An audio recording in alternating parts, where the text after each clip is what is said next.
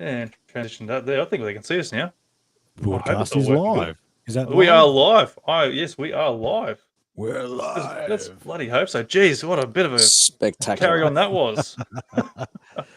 Dane loves I know I'm technical sending issues. you guys links here, and the links aren't going through, and it's like, what's going on here? Jeez. Wow. Wi-Fi didn't want to work. It was all happening there for a second. Yeah, see, look, I think there's something going on with the deep state here. They just didn't want us to go and get involved here or something, No, they don't want this information out, eh? Jeez, oh, look, let's get the Australians are a little square, aren't they? Yeah, they are indeed. Well, look, guys, welcome to another episode of Encounters Under Live. How are you, Grub? It's great having you here. And look, I think I'm going to go on. I'm going to skip all this bloody context shit that I started off with at the start there. Mate. So let's crack into this. I hope you guys are all working on your end. Mate, we didn't hear the minute, 2 minutes of what you just said. Oh, you're kidding. Grub, you hear me? You were like this. You were like, Yeah, you guys are pretty bad. Yeah. Oh, what is going on here? That's horrible. Wow, this is going to be a good one. That's all right. We'll just keep going. We're going to roll with it. Yeah, look. Guys, we've got Triffon here from Unlocking the Code here. If you haven't checked out his podcast already, he's available on all the other platforms there. Also got Grub here from Subconscious Realms there with co-host with General Lee and helps him out a fair bit on that side of things. Guys, welcome to the show. Hey, mate. Thank you. Welcome back. Welcome back. Yeah, listen, me and Grub have had a discussion off the air and we have a different plan for tonight's. We went off in a bit of a tangent about a fortnight ago, and look, that's very important work. However, your original question, we came back to it, right? And your original question was evidence advanced technology in the ancient past, obviously leading to UAPs, UFOs, these sorts of things, right? Yeah. And I was listening to an episode the other day of yours. Been enjoying your podcast lately too, man. Doing some good work. Appreciate it. And I've actually got Grant Levac. It is fun. Yeah, Grant Levac's coming on next week. So awesome. That's awesome. So really appreciate that contact, man.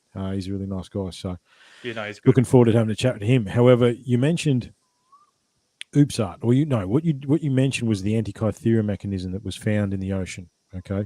Yep. Which was the computer, the mechanical computer that was found in a shipwreck. And that got me down the thought process of probably the best evidence for advanced tech is OOPART, right? So OOPART, for those that don't understand, is out of place artifacts. Okay.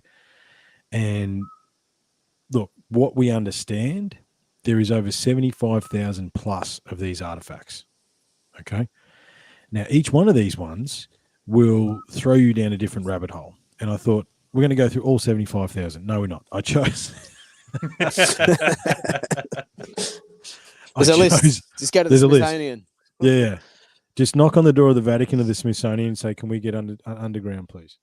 Yeah, please. I'd love to get down there. Oh, man, the secrets they'd have down there. Oh, no idea.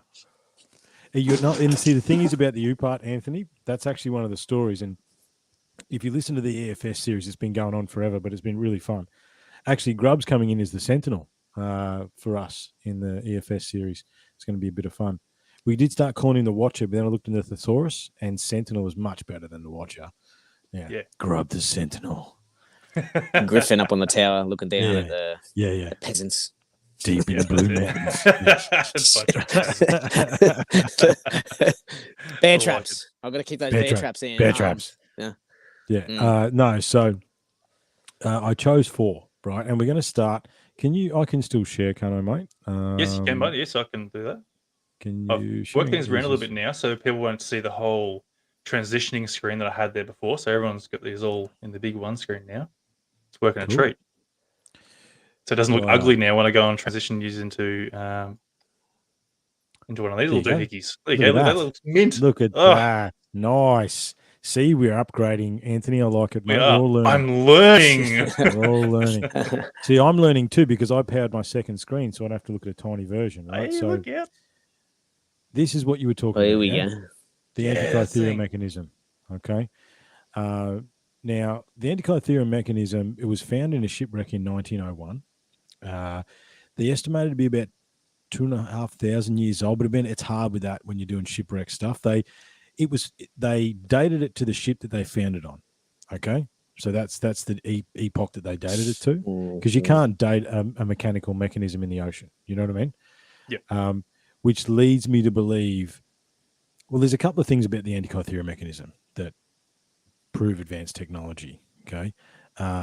There's a couple of, we can see here, this was actually, they've made it. So it they've was a replicated recreation, wasn't it? Yeah. They've made it. Yeah. So what I'll do is I'll just save that. It's like a clock. It's It's absolutely fascinating. What it is it's a celestial thing. Okay. So that is actually a reproduction of it. Right. So what they've been able to do is laser scan it and basically reproduce it. And what they figured out is it's a celestial thing. It's to map the stars. It's a navigational instrument that maps the stars. Okay. And look, that is amazing in itself. 2,500 years ago, that a mechanical computer that could map the stars was found on a Greek ship in the Mediterranean. However, it gets a bit deep in that, Anthony, when we talk about UPART. And we're going to start talking about advanced technologies, right? What we need to do is just contemplate for a second, because it's not only they found the pieces, right, and pieces were built.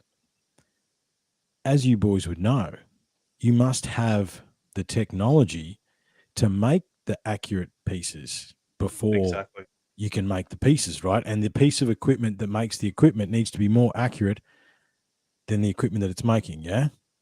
Yep. So, even if it's 2,500 years ago, who was the engineer 2,500 years ago in the Greek Empire? That's the Greek Empire, right? However, you would think, because there's only one of them, right? If they had Antikythera mechanisms that, were on Greek ships, we would have found more than one, yeah? Mm-hmm. So you would say that it's an echo from another time. But the other thing about the Antikythera mechanism, sure, you need the tool to build the tool, right? Mm-hmm. But where's zero on that mechanism? Yeah. And how did they know where zero was? Exactly. Right? And where and how did they understand to do that? So I thought, look, we are going to end up with some UFO stuff. Don't worry, Anthony. I'm going to take you. Oh, that's right. No, it all leads up to it, eh? It does. Got to be something there that's still related to it. Yeah. Did you want to add anything to the Antikythera, Grub, before we, because I just thought we'd start there, because that was the one you mentioned the other day. There's been so much done on the Antikythera. It's still very, very fascinating and still very not really well understood. However, did you want to add anything, Grub, before we have a look at something? Yeah. I'll start with the fact that it's geared. Mm-hmm. So each gear to their diameter to how many teeth are on there dictate there's a ratio, how it moves. So yeah, that's right. The mathematical ratios are understood when they built the machine, but like you said before, the engineers and the tools that was used to perfection to create this also incorporates some crazy geometrical maths. Yeah, well, what are you looking at? You're looking at geometry, you're looking at trigonometry, you're looking at metallurgy, you're looking at engineering, you're looking ratios, and then the actual timing that they were doing. So before this mechanism was created, there was people that were doing these calculations straight in their head from a solid state calendar that was on the ground or on painted on a roof somewhere. So before this was created, for the layman to be able to work it out, absolutely, there was actually people that were doing it in their heads, like the priests. The priests back then were the scientists. So in a way that them holding and repeating the knowledge and repainting maps and rechanting certain chants and stuff, they might not actually know what they're saying, but eventually someone actually worked it out and actually, they're actually doing maths in their head. And I think if we come to mechanical objects as well, I was just had a bit of a thought there. Some of the mechanical objects, China's a weird one, and we're going to sort of end up in China along this process before we start talking a little bit of a different subject that me and Grub want to go down. However, there's a lot of these mechanical objects and animals and things that they've found in China, which are incredibly advanced and incredibly interesting. But again, what stage is your society at, Anthony, to get to where you build one of these, right? How far have you come along? to be able to, as Grub said, use geometry, use math, use trigonometry, use astronomy, use the measuring the equinox, the sun, the moon, and that is what is all inside that little device. So whether or not, it's almost unequivocal proof that this is sorry, just to jump in. You're right, mate.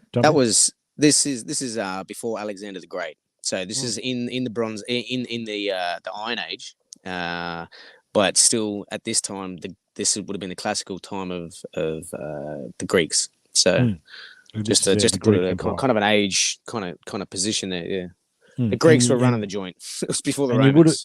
And you would have thought that we would have found more than one. Yeah, that's right. If they were commonplace. That's 100%. Yeah. Now, speaking about empires and timing, and the next thing I thought I'd show you, mate. The common one that everybody knows is this. It's the Piri-Reis map. Okay. Now, the Piri-Reis map has actually got cryptids in here. There's cryptids and different types of animals in here. But this is also Antarctica free of ice, mate. Oh, true. Yeah, okay. Can we zoom in on that at all? Yeah, I've got.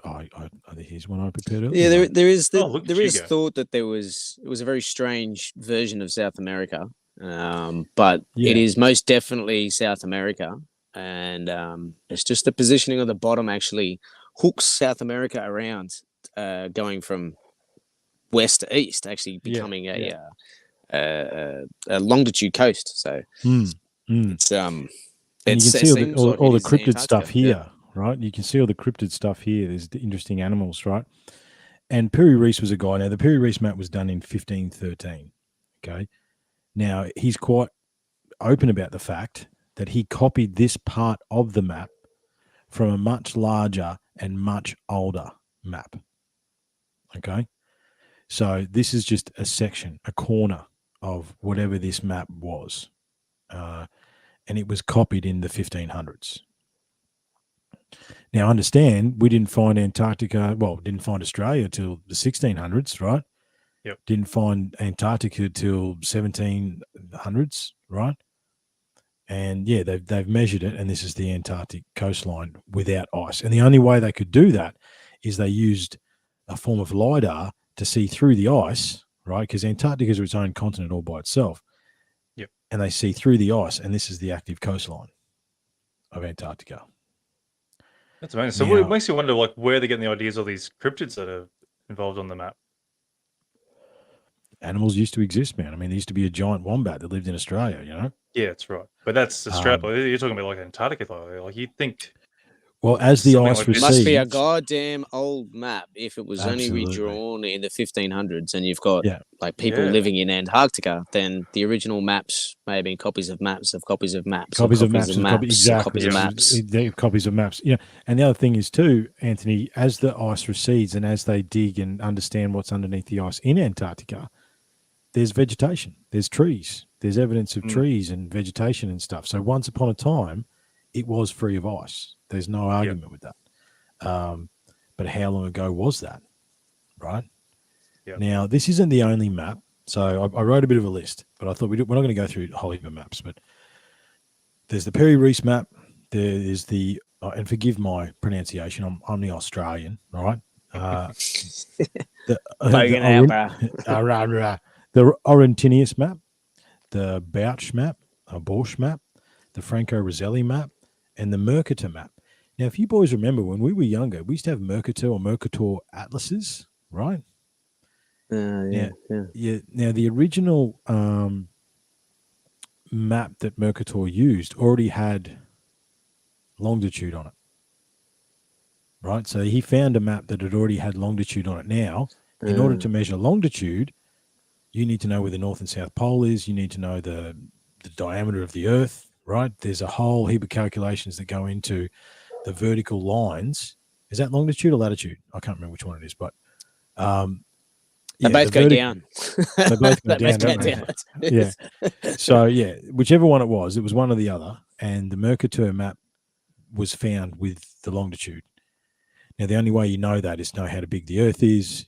You know what I mean? It's the east to west. It's the east to west. I don't think they know where they are. Yeah. So you'd have to know the circumference of the planet in order to do that. Yep. Right now, that was done in 1538. Most of the countries that we understand exist now, with the latest conquest, right, over the last 500 years, we didn't even know existed in the 1500s, right? There was not a complete map of the Earth in 1500. They just made it, the Americas was 1468 or something? Something like that, yeah. Late 1400s? Yes, it only just landed in the Americas, right? I mean, you can't leave, maps, and because, again, advanced technology is what?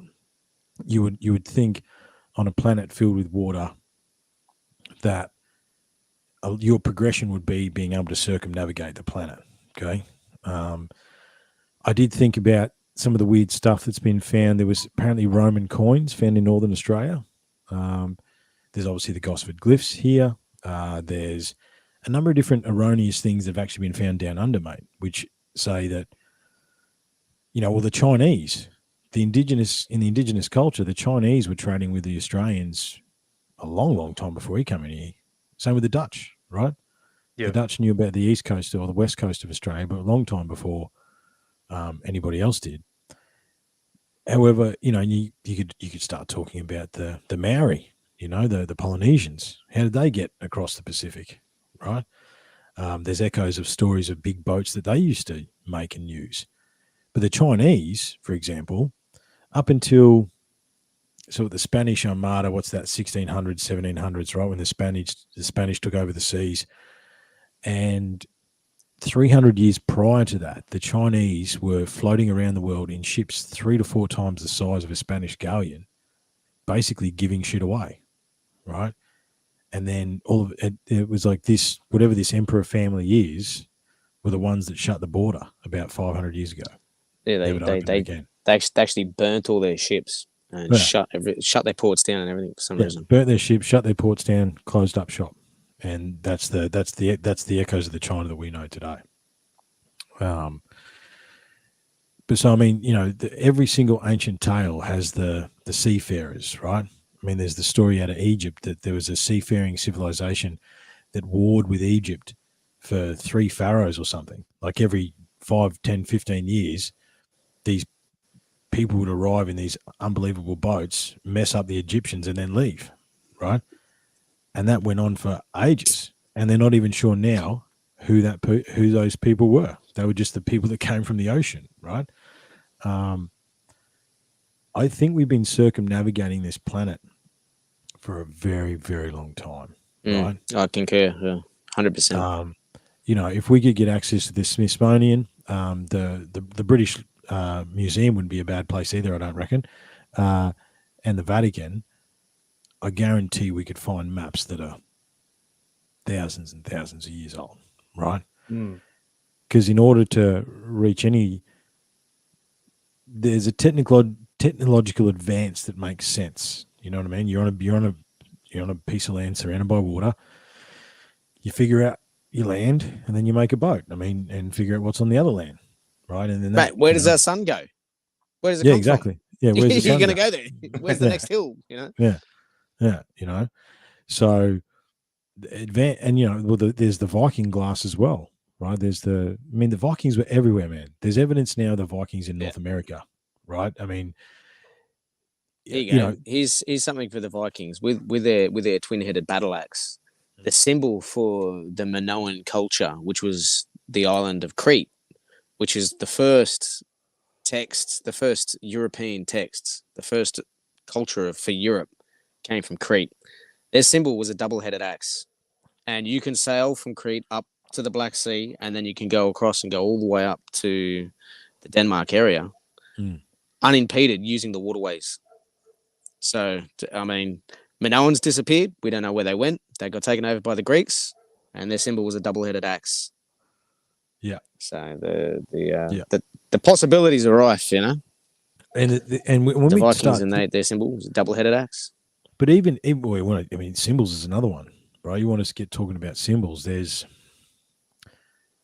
So in the oldest cave art and the oldest carvings and the oldest primitive indigenous art of any country, of any culture, across the world, there's like 32 symbols that echo across every single culture, right? It's almost like the echoes of a common language almost.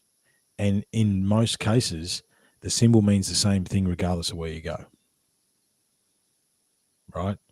So that means they're communicating, right? They're not, they haven't got mobiles, right? So how are they communicating? They're circumnavigating, they're traveling across oceans, across continents, sharing knowledge and understanding, right? There's an echo here of this stuff, yeah.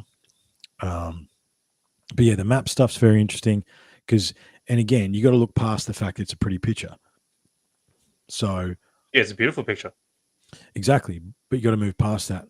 So you needed a ship that could circumnavigate the oceans, and even someone with a rudimentary understanding of oceans means you need a decent ship, right? You can't just get a 6 foot. If you look at the old maps compared to this map, there's you're looking at professionalism in this map. This map Absolutely. people could have valued and used back then.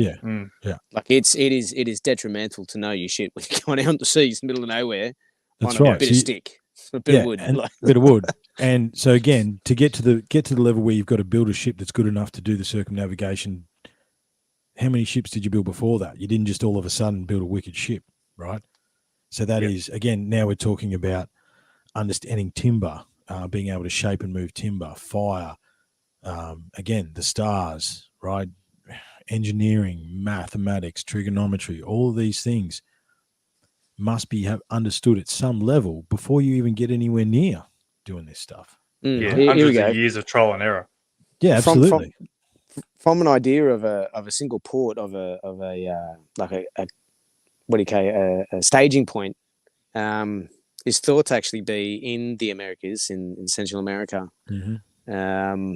They found in Rio de Janeiro and a few other I can't remember the other islands that are in the area, but they found these golden cards, and it's like a gold card that they used to have on a string with different knots. And what they would do was hold the string in their mouth and keep the knot on their teeth and hold the square out on the horizon. And as long as you kept the polar star at the corner of that card, your destination on the port to the east to west would be reached. You'd be at the right latitude to be able to hit the right longitude. Mm. And so if you changed the knot and held a different knot in your mouth and held the card up to make sure that you would end up in a different latitude. Yeah.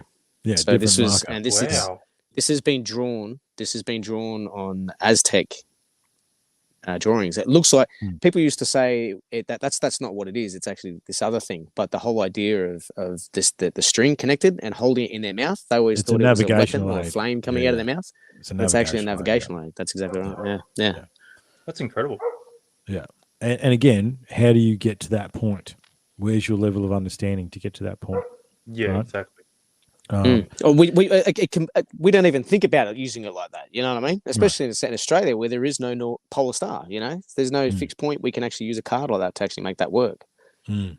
Yeah, so, well, I mean, the Southern Cross is the best thing we've got, but it's drawn in ancient cultures. How long were they using it for, and why did they need it if they were traveling the seas? Yeah, you don't just get that. You don't need that traveling if you're really the traveling. Bay. Yeah. If you're just going across the bay and go and see old mate, you don't need a magical gold card. Like you're traveling great distance.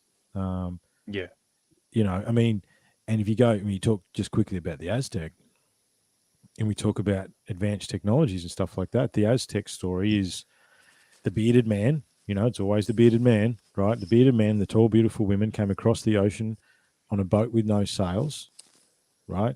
And taught us how to do everything, basically. That's the traditional story. Think about the Ark myth, right? Think about the Ark, Yep. There's all these interpretations, right? Now, I thought I got three more I'm going to show you. And we're going to go to Before we just go, I just want to go and point out that was it that contraption you had there, was it the Antikythera mechanism? Antikythera. Now, you're claiming this thing is like what, 2,000 years old? Yes. Yeah, I was just had to go and make myself look smart here. I had to go and Google up when we actually invented analog clocks, because that would be the closest thing we had to what that thing looks like. Yeah, good. So good. analog clocks that's good. were that's good. invented in 1656. So put that in comparison to how many years between. That throws out of proportion that this thing was well 2,500 years old. So what's that? It makes it 2,500 BC. No, was it 500 BC to 1,500 BC? AD. What's that? About 2,000 years, isn't it? 2,000 years. Yeah, There you go. There you go. So like we were only just touching in on bloody analogs and cogs and stuff like that to go and be able to do analog clocks. So, that's incredible. But again, you got to zoom out a second. The only reason that it's 2,000 years old is that's how old the ship is, right? Yeah, so who knows how old the actual and just send it back further, right? Mechanism. Now, I mean, the U-part stuff too, Anthony, is look, you can get lost in U-part but every single one of it throws stuff out of order. So I mean, I've chosen some stuff that's interesting, but there's all this weird stuff where it's like they find a gold chain in a coal seam that's 100,000 years old, right? A perfect gold chain. They found 100 million. 100 million. Yeah, it's like the one was 100,000, one was a chain was 100,000. There's a steel bell that was 3 million, right? There's interestingly, Anthony, there's like these periods of time where it's like 300,000, 3 million. If you look at this UPART, that number repeats itself through the. But again, that gets to dating, and we're not going to start talking about dating because we'll never. But that's carbon dating as we understand it, right? Yep. What does a cataclysm do to carbon dating? Maybe that's a conversation for another time. However, I thought I would take you to the next one we go to is the ecostones, because these ones aren't really well known because the ecostones have been written off as a hoax, right? And there's a bit of a story here. So that is. So can you share that for me, please, sir? It's going on there now. Thank you. I'll zoom up. Now the reason. And we'll get too close. No, we're good, man. It looks good. No, it looks good. Looks good. I'll just go through the stream stones, These type of stones have been found in the Americas from American Indians. So they are and Australian Chiringa stones. So there is a reference for these things in the past. This style of stone and how these stones are done, you are totally right, Grub. Echoes across, mainly across the Americas, and into Australia as well. Now you got to remember too that on the tip of South America, there's still a tribe to this day that performs corroboree, right? And they are genetically Indigenous Australians, right? And they still exist in South America today. But these ecostones were found in, I can't remember, South America somewhere, right? There's a whole big part of the podcast, Unlocking the Code. Yeah, look at the EFS series. It's like that's your dinosaur episode, isn't it? Dragons. This one, dinosaurs and dragons is different. Dinosaurs but look at this. Here's a Triceratops. Okay, here's it looks like a Brontosaurus of some kind, right? There's all these. Yeah, animals. I think one of them they say was a snapper turtle, but there's a snapper the turtle. The American Indians go, nah. No, you're insulting us if you say that. Yeah. But there's also like this one here is like a star thing. I mean, that looks like the double helix, right? There's thousands upon thousands of these stones right now. If you look up the story of the ecostones and you skim the internet, you will basically find a story about some dodgy farmer who did the stones himself and then sold them and was basically done for fraud and held by the Mexican government, right? Yep. You dig further into that, this farmer was illiterate. There's something like 110,000 of these stones. And me and Angus worked it out on the podcast. It was like he would have to do like 10 stones a day from when he was 6, right? But he couldn't read or write, right? You know what I mean? He couldn't read or write. He had no idea, right? And then he just drew pictures of a Triceratops dinosaur and a Brontosaurus, right, out of his imagination. You know what I mean? Yeah.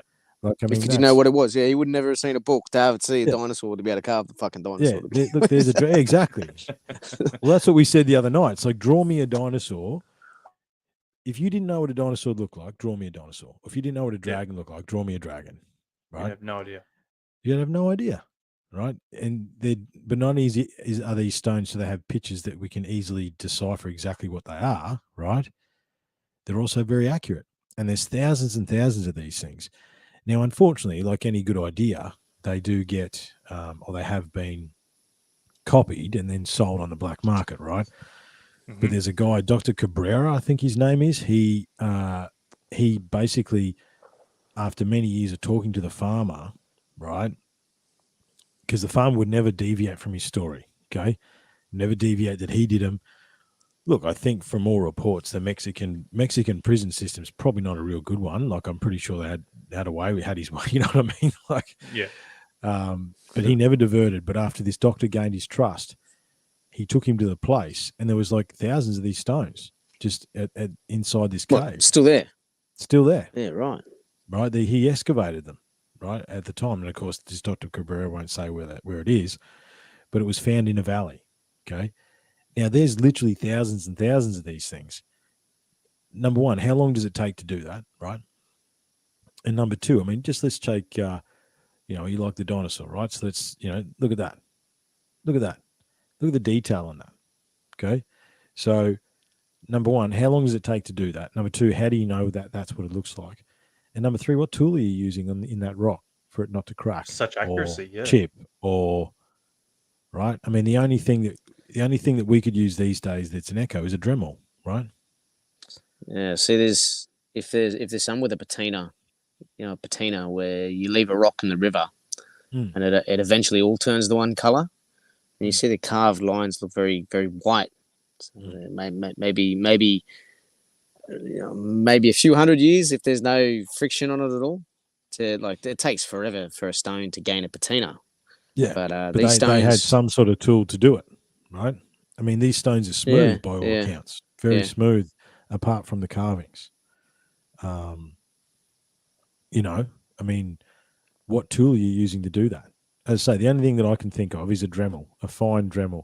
But even then, that's vibration, right? You choose the wrong stone, and it's just going to crack. It's the Eka stones is one of those things that, and there's your classic masculine, feminine picture, but again, a different type of stone. Grub? Where's he gone? Oh, Grub's gone. He'll be back. Bye, Grub. But yeah, that's like your classic masculine, feminine, and that gives an idea of the size of these stones too, Anthony. Look at that. Yeah. Right. Oh, yeah. They're massive, aren't they? Yeah, they're not small, man. Some of these ones are massive, right? Welcome back. You're back, mate. Welcome back to Encounters Down Under with Anthony and Triffon.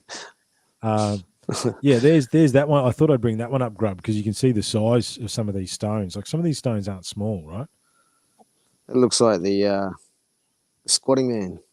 Yeah, it's the masculine and the feminine, isn't it? Right? Do feminine on the left, masculine on the right. Yeah, sun, the moon. Yeah. Yep. So that's the triptych all over. 5 fingers, 5 toes. Yeah. Yeah. There's the dragon. I mean, again, that's you boys look at that and go, "That's a dragon, right?" Mm-hmm. So draw me a dragon if you don't know what a dragon looks like. Okay. Yeah, I have no idea. So then that's an echo as to, did dinosaurs still exist, right? Potentially. There's more evidence for that, Anthony, than you would think, and that one's been put on the back burner to have a bit of a discussion about it at a later time, right? Yeah. There's another one. Look at the size of this one. Right. So again, these things. It does have that Inca style. It has that bird looking thing there with the neck's very Inca. The double eye thing. There is. Yeah, absolutely. So, again, but that bird with the eye and that sort of stuff. That's another one of those pictures and symbology that echoes across multiple cultures as well. The circle punct is there. Yeah, the eye is the circle punct. The center of the earth. What do they call it? But yeah, this is one of the ones I wanted to show you. This one here in the middle, you can't really see it. Hang on, let me see if I can fix this up. Just bear with me, ladies and gentlemen. Okay. This one, and I'll have to find, this is a map. This is a map of the ocean, and they've actually deciphered it that the coastline isn't that far off. This is a map, I think, of South America and something like that. I can't remember. But yeah, I know this one is a map, right? And they've actually matched it to something else, and that's a miniature map. It looks like South America, North America, Africa, and there you go. This is a few of the interesting ones, right? Look at this one. This one's performing surgery. Okay, see that? They're using something inside. It looks like it's performing surgery, and that is a man riding a dragon or a pterodactyl. or a pterodactyl or something. There you go. Right. Now I've seen the surgery. The skull's been found where they've done the trepani on the skull. Yeah. They've actually put gold implants over the top. Yeah, gold implants over the top. There's stuff out of South America where they found bones that have been set and wrapped with. Oh, g'day, Sue. How you going? Sue's joined us. There's ones where they're trepanning, there's sets, bones and stuff. So again, it's not UFOs, Anthony, but what are you doing, or where are you getting to this thing? You know. Well, that is the biggest question, doesn't it? Like, where is this evolved into? Like, obviously these things are depicted in ancient civilizations where dinosaurs are existing, but it's like, where does it come to the account of ETs being into ancient cultures as well? Were they non-existent, or were they? No, I think they definitely were existent. Definite. No, I think maybe they took the original artist back in time. Yeah. Well, gee. There's a question. There's a question. We talked a little bit last time. However, I didn't want to bring that. I sort of want to go in a different direction tonight. However, so I think there's Egypt. There's cave art in Australia. There's, again, every major continent, indigenous culture has some sort of beings from the sky. We want to be like the gods, right? And probably the one that echoes, and it's interesting you should say that, Anthony, because we're going to go there now, right? Because I thought we can't not do UFO stuff, yeah? Yeah. So the first place I want to go is to the Nazca Lines. Okay, now these are obviously, everyone knows about the Nazca Lines, but these are petroglyphs that exist across South America, again, and they are massive. Okay, to put it into perspective, I don't think we even spotted them until 1920 or something like that, when someone flew over them in a plane. Grub's gone again. When someone flew over them in a plane. Now, this isn't how they're all set out, but these are some of the pictures someone's laid it out that are there. And again, the story goes, these were done. Why were they done? Because only the gods can see them, right? That's right. But how are they so accurate? Exactly. How can you draw that? Again, draw that for me on the ground over, some of these things are without a bird's eye view, kilometers long, mate. You know what I mean? Like, how do you do that, right? Without understanding, without being able to fly, right? How do you do the welcome back? Solar storms must be. You got to refine that aerial, mate. Got to go above ground when you do the podcast, okay? That's right. I'm gonna get past the bear traps first. Hang on. So, what are your thoughts on this, Grub? Like, what are your thoughts on this? Like, obviously, we were talking about these were kilometers long, obviously, and from ancient times. How can something like this be so accurate to a degree of this? For me, I could see how music and dance could, as long as you keep that music and dance and it's aligned with those stars, that each time that you perform the dance, you actually layer the stones. And as long as the person that's leading the dance follows the stars and follows the right rhythms, the times, and your symphony, your orchestra, then if you know where you're going, you could keep it. Yeah, that's right. But to know it, the same as the Antikythera, it's all maths and long time and deep understanding in what's going on. But with these Nazca lines here, there's one that actually looks like an asterisk. If you've got one there, it's a giant asterisk. This is most of the petroglyphs here. I'm just trying to find the.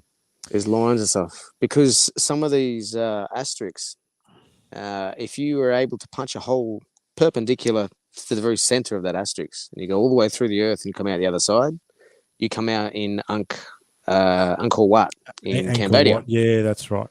So there's if you follow that line from one of these lines from the asterisks, and you follow that all the way around on Google Earth, anyone can do this. You'll find the line skims the edge of the Great Pyramid, It then goes through other megalithic sites throughout Iran and Iraq. It then goes through Harappa in India, and then it goes all the way across, goes through Angkor Wat, through the center, Angkor Wat, and then it goes across and skims Easter Island, and then goes back to Nazca Line in a complete diameter.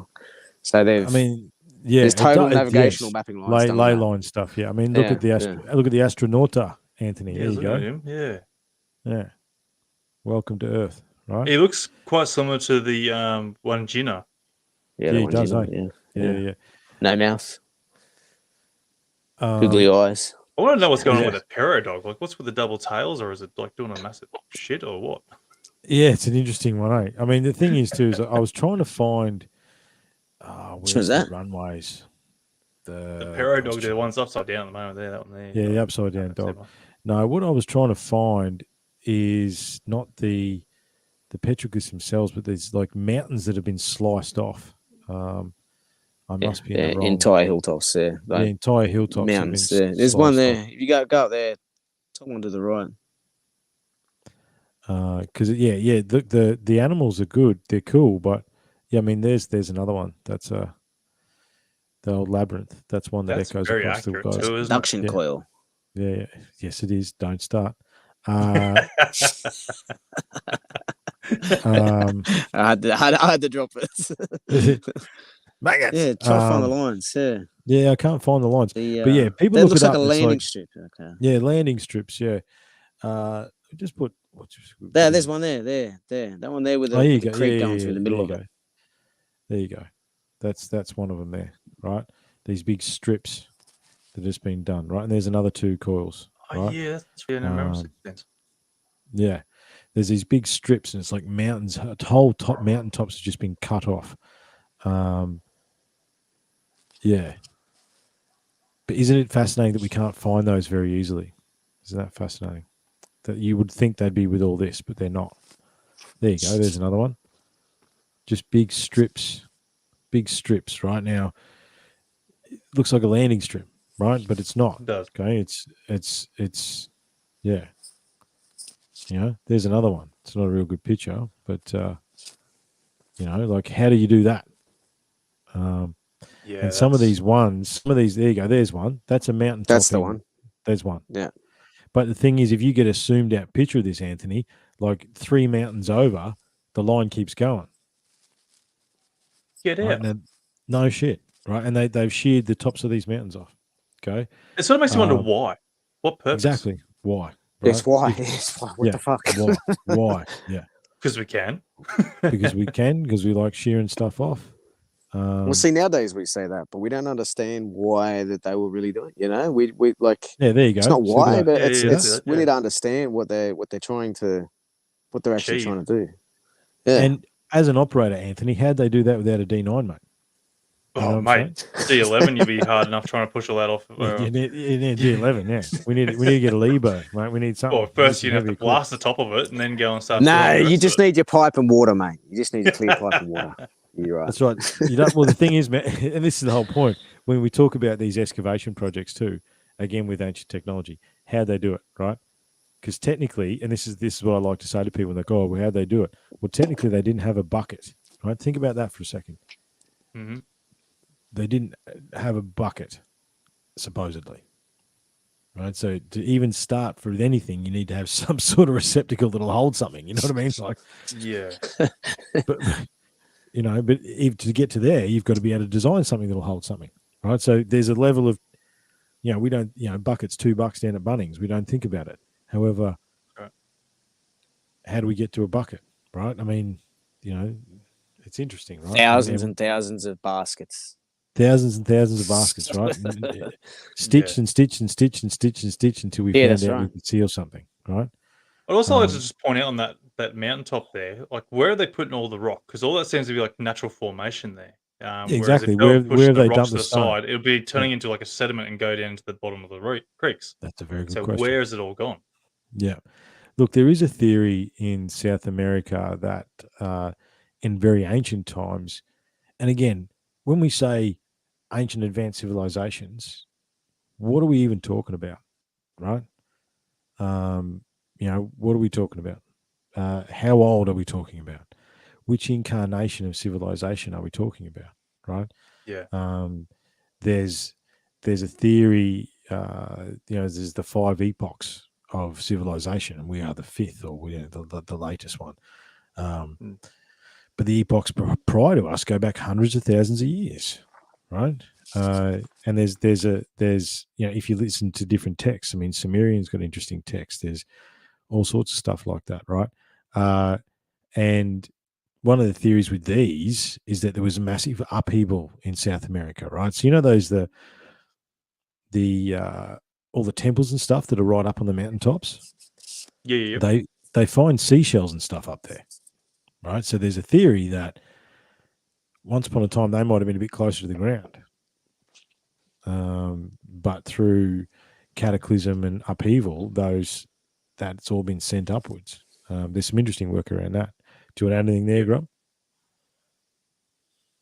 Oh yeah, it's cut. It's just so choppy on my end. But it's just me. That must be the shed I'm sitting in. Yeah. Take the magnets away, man. Got to get away from the magnets. It messes with your Wi-Fi. It's got to be something. I thought it boosted it, mate. Yeah, but the one I wanted to end with, Anthony, is talking about is the Droper stones. Now, the Droper stones are not very well known. I'm just going to keep going because I don't know whether Grub's actually hearing us very much.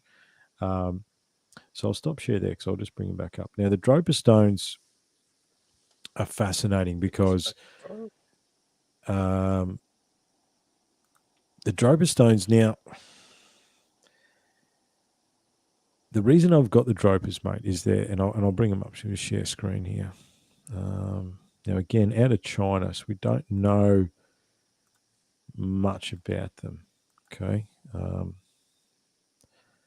Try that, mate.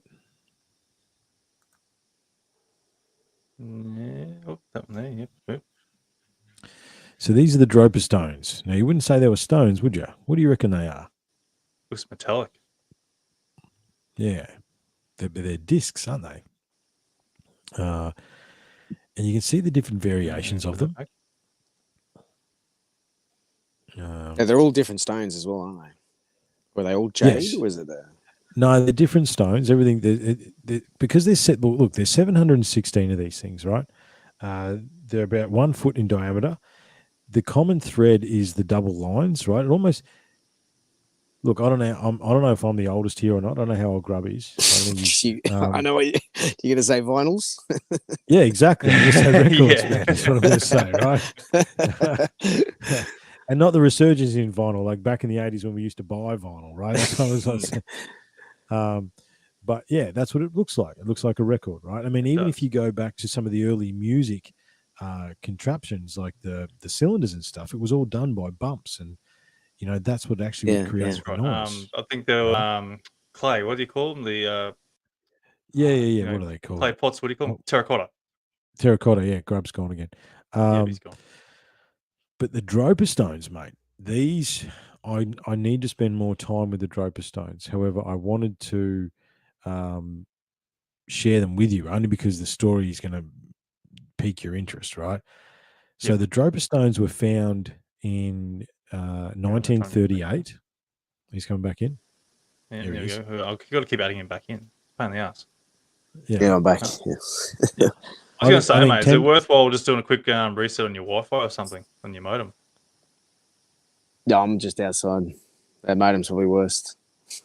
Yeah, right. Fair enough.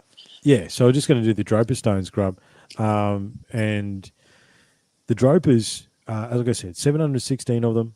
They're a foot wide. They were found in the border of China and Tibet in 1938. Now, the other thing we really need to understand about ancient advanced civilizations and the research into these civilizations and everything else like that, World War II put a massive hole in the research, right? There was so many things. I mean, for example, Australia's Stonehenge was found in the mid-1930s, okay? Then it was bulldozed in 1946, right, because it didn't matter anymore, right? There was so much research done in this period post World War One, pre World War Two, into these advanced civilizations and cultures, what you've got to understand too is that post World War II there was a narrative that was built, right? And then we are still living that narrative now. Okay, I don't want to start. Yeah, it was a bit either. of a reset itself, wasn't it? Yeah. Like the schooling system, belief systems, blah blah blah, were very set at the end of World War II, and that's basically what we're dealing with now. However, these Dropa stones were found on the border between Tibet and China. And there was a guy, they've been looked at, the Russians like this sort. I mean, the Russians love their occult, and I know I'm going to wind Grub up in a second and send him off on his tangent. However, the Russians were into this. There was a Chinese researcher that apparently figured out a way to decode some of this stuff. I mean, look at some of these things, man. They're crazy, right? Look at the symbol. It's like, that's symbolism. That's like swirls. And if you look, the swirls are different, right? So I imagine each swirl probably means something different. Some of these things are unbelievable. And this Chinese scientist decoded them, he thought, and basically, and this is where we are at Encounters Down Under, because the story goes that these discs tell a story about a spaceship that crash landed in the mountains of Tibet X amount of years ago, and the survivors created their own tribe. Okay. Now, the next logical question is, does the Dropa tribe still exist? At the time of discovery, and haven't looked into whether the Dropa is still there. Again, because it's China, I don't know how much we're actually going to find out. However, at the time of the discovery, there was 2 tribes, and one of them was the Dropa. Now, the Dropa, they weren't able to classify them anthropologically, through anthropology, right? So they're not, hang on, I've got the notes here. They're not Chinese, they're not Mongolian, they're not Tibetan, they're not anything. And the Dropa were generally known to be about 4 foot tall. Now, where these stones were found, with a bunch of skeletons in a cave, these skeletons were 4 foot tall. Do we just lose Anthony? Am I now running Encounters Down Under? I think I am. No worries, guys. UTC style. Yeah. I love the technical difficulties. However, the Dropas. Oh, Anthony's back. G'day. We missed a whole section there. So no, we just totally fucking hijacked you, bro. You did. Yeah. We now run Encounters Down Under, just so you know. We just took over. Where did you get lost, mate? I think you were just saying you're claiming there weren't Chinese, there weren't any relation to any sort of known civilization. Yeah, you missed the best part. Oh. And I'm not going to coincidence. Tell you again. You just missed it. Yeah. The key part of the knowledge. I told you, deep state, mate. I know. So, yeah, these stones were found next to skeletons, right? These skeletons were 4 foot tall, had deformed skulls, read elongated, right? Large eye sockets, okay? And they only grew between 3.5 and 4.5 feet. Now, the tribe at the time of the discovery of the Dropa stones still existed, and they were known to be short, with weird heads and big eyes. So that's sort of like leading back to your classical grey, the shorter versions of them. Yeah, well, these things were hairless, short, with big eyes. There you go. So, yeah. And these stones tell a story of a crashed UFO. Interesting. So I'm going to raise a question here then. So if these were from a crashed ship, why did they go and create a civilization and not go back to their own? Well, I think the Dropa stand apart from that. I think the Dropa crash landed.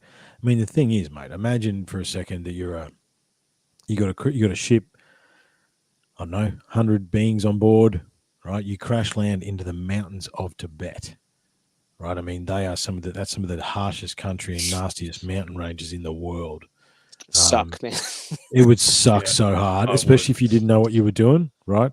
So I think the Dropers sit apart from that, where they didn't create a civilization. They were just a tribe that existed, right? They'd just been scratching since they crash landed, and somehow continued to survive. Yeah, I mean, there's all sorts of stuff with the Droper stones that I want to do more on Droper stones. Yeah, it's definitely interesting. Because especially what is the purpose of these Droper stones to begin with? Yeah. Well, I think they're telling a story. Question. I think it's like anything else. It's a history. But again, these It's are a all strange circular. way of writing, though, as well. Yeah, it is. Yeah, It's completely foreign, right? So I mean, but again, what are you talking about? You're talking about, knowledge had it. You couldn't just carve all that stuff in any old stone. You would have to have some understanding of geology, of hardness of stone, and then again, what tool are you using to do that? exactly. And have such an accurate outlining of Yeah. a disc. Yeah, Exactly. And yeah, what it's tool are very you interesting. doing? Yeah, what tool are you using to make that? Who's then feeding you while you're doing that too? Yeah, who's feeding you while you're doing that? Yeah. What's it allowing you to do that? And again, like we talk about tools. Who made the tool that made the tool that made the tool to make the tool? You know what I mean? Yeah. Like this is, you don't just end up with a perfect thing that cuts stone like butter, right? However, it turns out that if you listen to the mainstream arguments, it was just copper and round balls and good hard work, right? Egomaniacs that want a big giant triangles in the desert. That's right. Yeah. I'm Yeah. that fucking good that I want to build a massive pyramid. No, sorry. But yeah, look, I thought that's just the end of what I've got for tonight, mate. For that, because to me, and again, like 75,000 different pieces of UPART exist. Okay, across every single continent, and that UPART is the out of place artifacts. So that means like I said, they find a gold chain in a 100,000-year-old bed of coal, a 3 million-year-old bed of coal. I think they found like a blacksmith tool in a coal seam that was 3 million years. I think that's the one you're thinking about, Grub. There was one. There was a footprint. The human footprint. Yeah. But it had shoelaces and shoes. It had a stitching around the outside of the sole. It was a shoe. Yeah. But the person had also actually stepped on a trilobite. Yeah, so it steps on a trilobite is that little shell that you find, the little fossil. Yeah. Yep. So they'd actually stepped on 2 trilobites and scraped them off and kept going, Yeah. So the trilobites were existing when that guy's walking around. I mean, you want to go footprints. There's one in Turkey that supposedly dates back to 5 million years. That is a upward walking, like a footprint. There's another one. Volcano Man, wasn't there? There was one where the man walked up a volcano and then it blew up and there was only the tracks walking down the other side. So it looked like the man actually came out of the volcano. Yeah. Oh, wow. And then there's one that's 5 million. That the problem is with this, Anthony, I think the dating techniques and I think the way things are dated are completely wrong, to be honest. Yeah. So, but if we take, there's these epochs that echo through the UPART. But again, this is not even, you haven't even begun to barely even scratch the surface, right? And that doesn't this is the weird, I'm talking weird stuff. But then there's stuff like, evidence of Vikings in Australia, which means Vikings could circumnavigate the globe.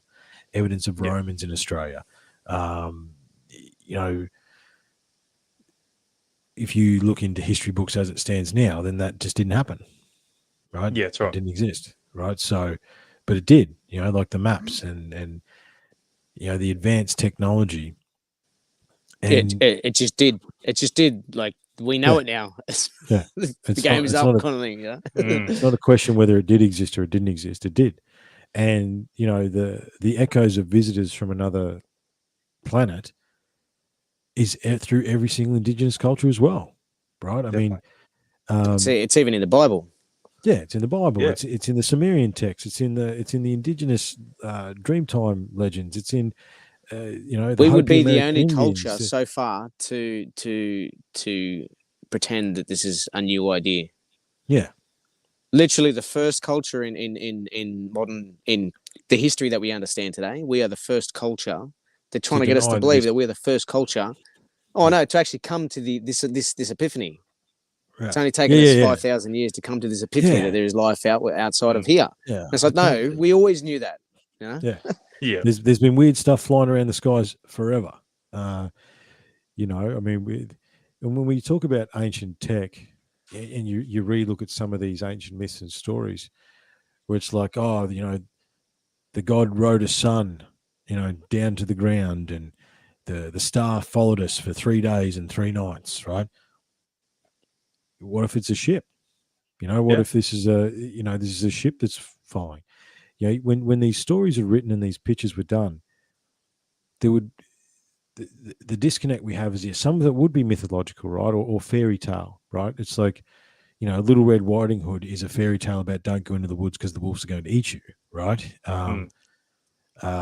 And that's how we communicated that story. However, like with the dinosaur stuff, with the stuff that looks like stars, and you know the Nazca lines, and only the gods can see them. Well, who are the gods? If how do you know your gods can see them if the gods can't fly, right?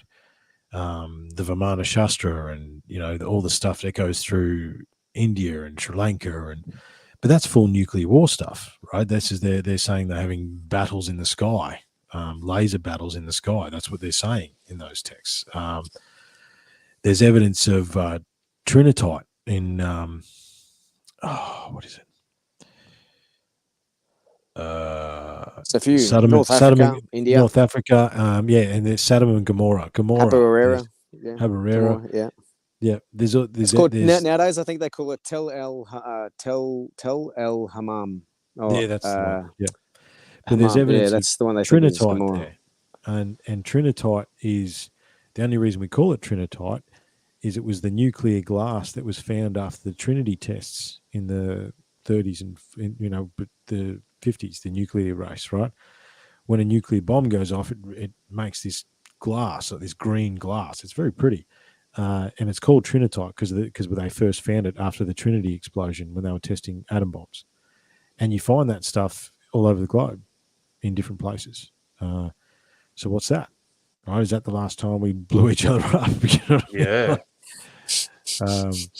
Or is it an energy weapon or something like that? Right? When you talk about energy weapons, there's echoes of energy weapons through a lot of indigenous cultures. There was, they seem to. There was it was what was in the Greek? I'm not thinking Greek, Trojan. No. What's the other seafaring race? Grub. Phoenicians. Yeah. Apparently, the Phoenicians had some very interesting technology using mirrors and dare I say the word magnets and stuff like that to direct light beams, right? They had like this thing set up on the front of their ship, and they would literally, if you had a wooden wall defending your land, they just shoot this thing at the wall and it'd catch fire, right? That's incredible. And that could just be refraction and mirrors, but again, that'd be a perfect concave mirror that could be directed. It was understood how it worked. Yeah, exactly. How did you get to the point where you knew that you could focus a light beam using a concave mirror? You know what I mean? Like that's, again, you could look up how long we've been using concave lenses, right? I mean, who knows? Like, again, you question this stuff, right? It actually reminds me of what is it called? I think it was the Greeks or the Romans had the Roman fire ships, or the Greek fire ships. So, they actually spurred out fire to these other ships, and they can't work out how the hell they did it. Hellfire or something. Hellfire. Yeah, I mean that's that was echoed in Game of Thrones, but that was actually a real substance. Whatever that thing is, that goo, that you could fling at ships. Yeah, they did. They actually had a mechanical hand-driven pump that would actually pump it out the front too.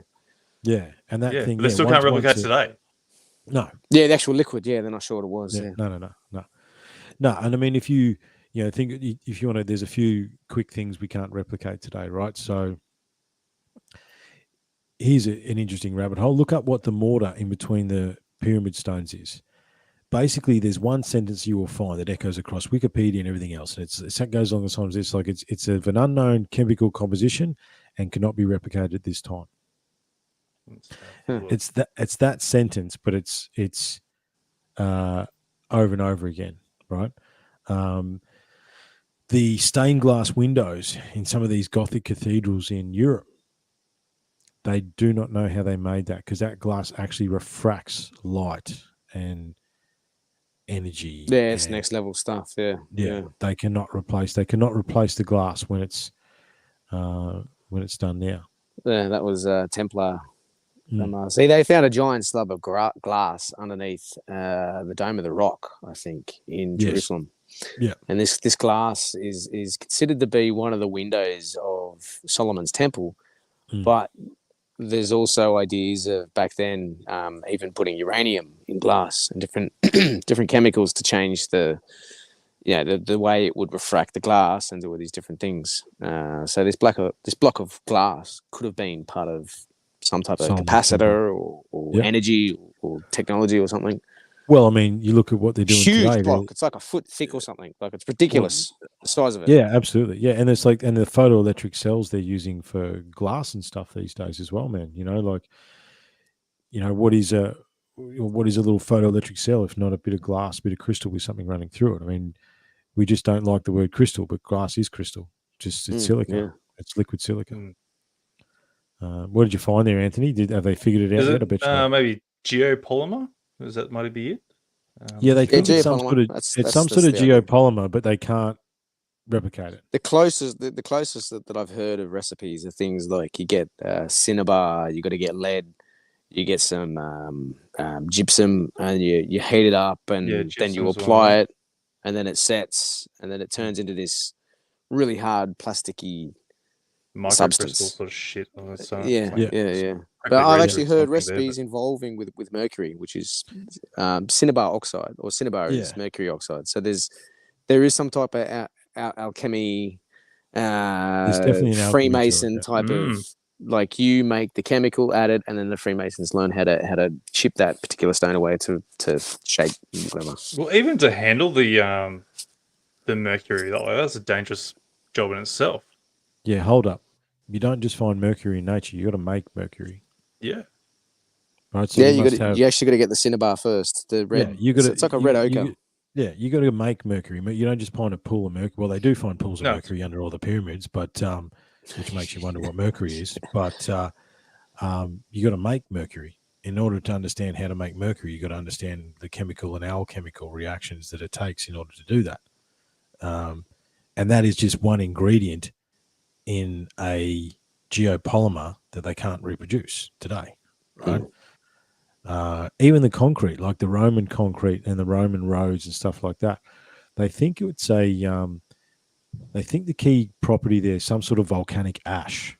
They used to put volcanic ash in their concrete, whereas we put limestone or something like that. I can't remember. So the different ash, it's different ashes. The volcanic ash, or a certain volcanic ash that the Romans used to use or get, made the concrete unbelievably strong, which is why we still see the Colosseum still half up and all that sort of stuff, right? I mean, that's the only reason that stuff still exists. Yeah. So we don't even understand how advanced the ancient Romans were, really. No. And they didn't start building their stuff until they took over Egypt and Jerusalem. And then all of a sudden, they're building Colosseums, they're building all this other stuff, So, but a little bit like 1956, wasn't it? Yeah. Roswell and the technology dropped. 47, yeah, 47, and then it went 47, up. Sorry, 47, 56. But I mean, again, the Trojan, they reckon they found the walled city of Troy, but the walled city of Troy was a megalithic city. The wall was megalithic. The wall, temples, the whole story was about the wall. Yeah, the whole story was about a massive megalithic wall, right? And then the inside the city, the story goes, there was temples like the world had never seen before and will never see again, and all these sorts of things, right? So the Greeks. That sounds like just sorry. That just. I wonder if that was Baalbek. I think it might have been, right? So the Greeks sack Troy. Well, I think there's different satellite cities, right? But the Greeks sack, they join together, they sack Troy, they steal the secrets out of the Trojan library, and then they take over the world, right? And then the Greeks fall. What's left of the Trojans becomes the Romans, right? They go and steal the secrets back, and then they start ruling the world, right? There is an idea that there is, they say the Trojans, when they left, they ended up being the Brits. Yeah, I think a lot of Trojans did escape and then like scatter all over the world. Yeah, well, I think the Romanists and stuff like that, their lineage was supposedly Trojan. But yeah, I think same thing.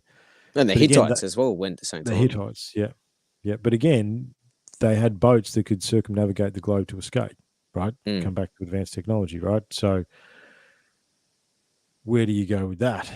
Now, I know, Grub, you wanted to finish talking a little bit about, because I know, Anthony, you've spoken a lot about on the show, and obviously, talking to the general, the connecting dot between us all, the occult side of this stuff, right? And where does this stuff come from, and what are these things? And look, I firmly believe that we do have craft, or we do have this craft in the air. I mean, I said this to Loomis the other night.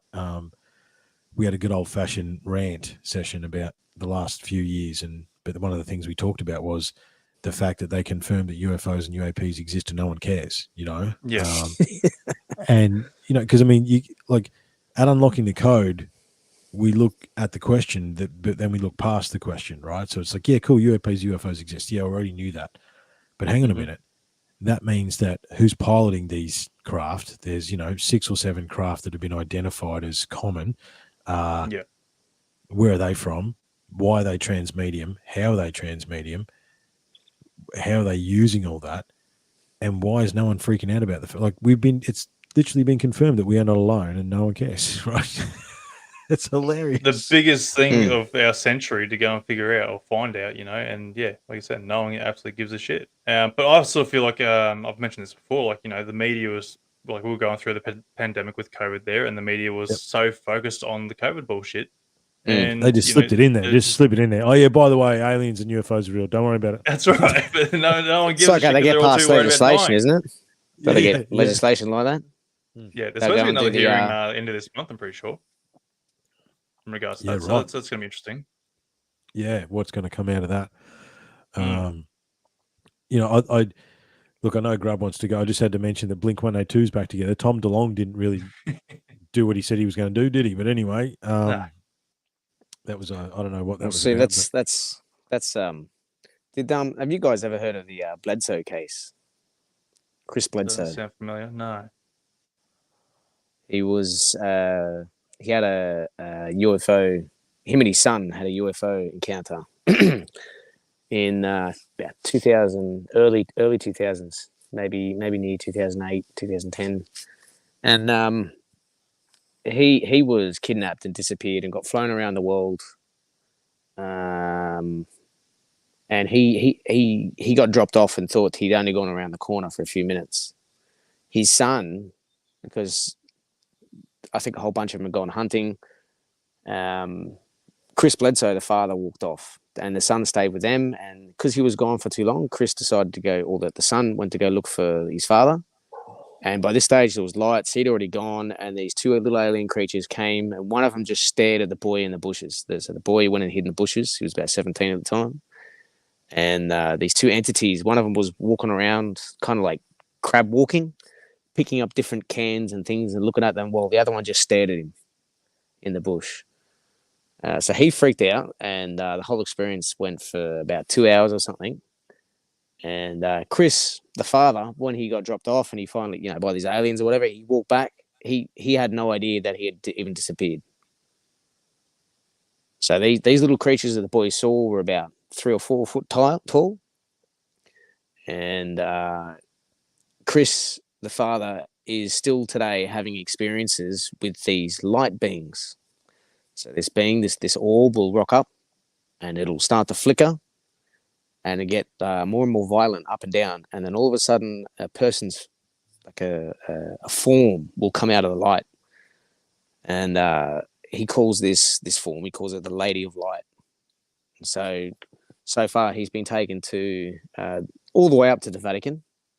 It was the first case for ATIP, which is the Lou Elizondo.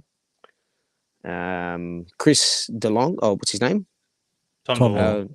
Tom DeLong. He was, I think he was the first one to actually speak to him and give him a chance to go to Hollywood, make movies about it, all this and that. but they had to sign this disclosure agreements, so they couldn't talk about it. But all these agreements are up, including Luis Elizondo's, at the time that he came out to start to talk about this stuff. So the most substantial case is, I believe, is this particular case, because after he like they live in the Bible Belt, and so these people ended up experiencing healings.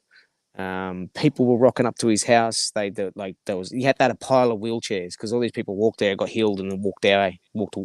They didn't need the wheelchair anymore. Something about this yes, this is all ringing a bell now. Yeah. And then eventually, he all the crowds left. All the priests stopped throwing holy water all over his backyard.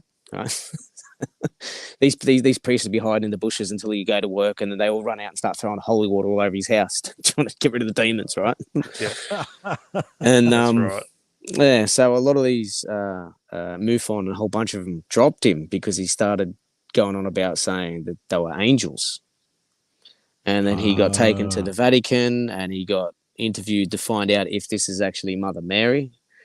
And he said, no, this is the Queen of Heaven. He goes, what I witnessed was Hathor. She presented herself as Hathor. So I'm Queen of Heaven. This is Hathor. And a starry bull went to run him down. So all these incidences happened with him. And he's quite adamant, saying that this is who it is. And she gave him all these predictions as well. And it's a very biblical kind of orientated. But this case was actually taken taken in by everyone within government. So at the time, Obama was in. So this family has actually been to the CIA director's daughter's christening or baptism party or something, something along these lines. So they're well involved with top echelons of the government because of this situation. Obama was notified about it and actually informed about this particular case. And this is ongoing. And his son, I think it's Ryan Bledsoe, has a podcast at the moment, and he's talking all about it. And for him, he says it's all occult. And so he goes, for him, the connections that he's going by, and by everything that the government gave him, including the remote viewing tapes and the I forgot the Gateway Experience tapes. So these are tapes you listen to, and it's got like waves, and it's got like pulses and sounds and different hertz in different in each ear. There's a different hertz, so it's supposed to center the brain for the brain to open for you to have an out of body experience. So a lot of these things was then given to the family after a lot of the hype had dropped, and this is coming from the CIA. It's coming from the FBI. It's coming from Tom DeLonge, the ATIP, and ATIP's there because they want to know weapons and they want to know what's going on. So the way that they've taken it is, what are these entities? He ended up taking these orbs would rock up. He'd take a few photos and he'd say thank you, and then he'd write down what they wrote, what they told him to say, and it was all these numbers and maths and shit. And then the scientists would come and he'd give it to the scientists, and off they go. They go and do their thing. So the thing is, though, is this particular Lady of Light, this isn't the first case. Like the fact that he was taken to the Vatican suggests that this Lady of Light and the representation of it being, say, the Immaculate Mother has ramifications beyond just aliens and UFOs, because then we start cutting into what even Luis Elizondo himself was talking about, religion. And if people are going to join, if everyone found out what the truth was, a lot of people would leave the faith. Yeah. But a lot of people would then join the faith.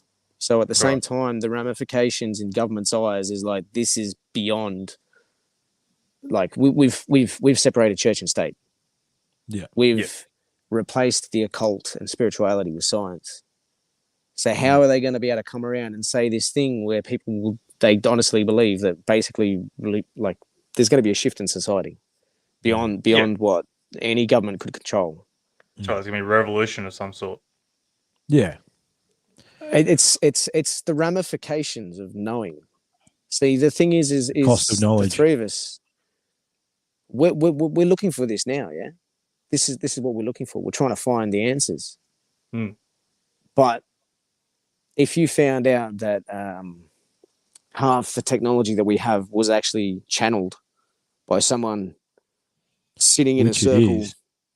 of triangles and stars, and he's lighting candles and stuff in a dark room, like, how are you going to be able to take that? Yeah. Yet a lot of that. There's a crazy number. There's a crazy number. It's something like, if you look into the patented technology, I mean, we've only got to talk about, you got to understand too that there is CIA documents that saying Tesla came from Venus. That Tesla was from Venus. There is CIA documents stating that. I've got a copy of them somewhere when I was digging into Otis Carr. However, also the percentage of the technology that, basically the technology that rules our existence was channeled. I mean, Steve Jobs had his most profound experiences on, was it acid or mushrooms, right? I mean, all his ideas. The PCR test that we're using today was invented by a man that took LSD, walked down the street with his dog, right? Taking his dog for a walk. A badger came out of the bush and started talking to him. It changed shape, lights appeared, and he disappeared for 5 hours and then found himself J-Light walking his dog again. So and then he designed the PCR test that basically after, that's exactly right. After this experience, he designed this test. The man that figured out the geometry of DNA figured it out on LSD. LSD, yeah. I mean, the drummer of Tool. Check this one out. The drummer of Tool, right? If those people don't know, that is the band. Yeah, this is Tool, the band. Sorry, yeah, Danny Carey.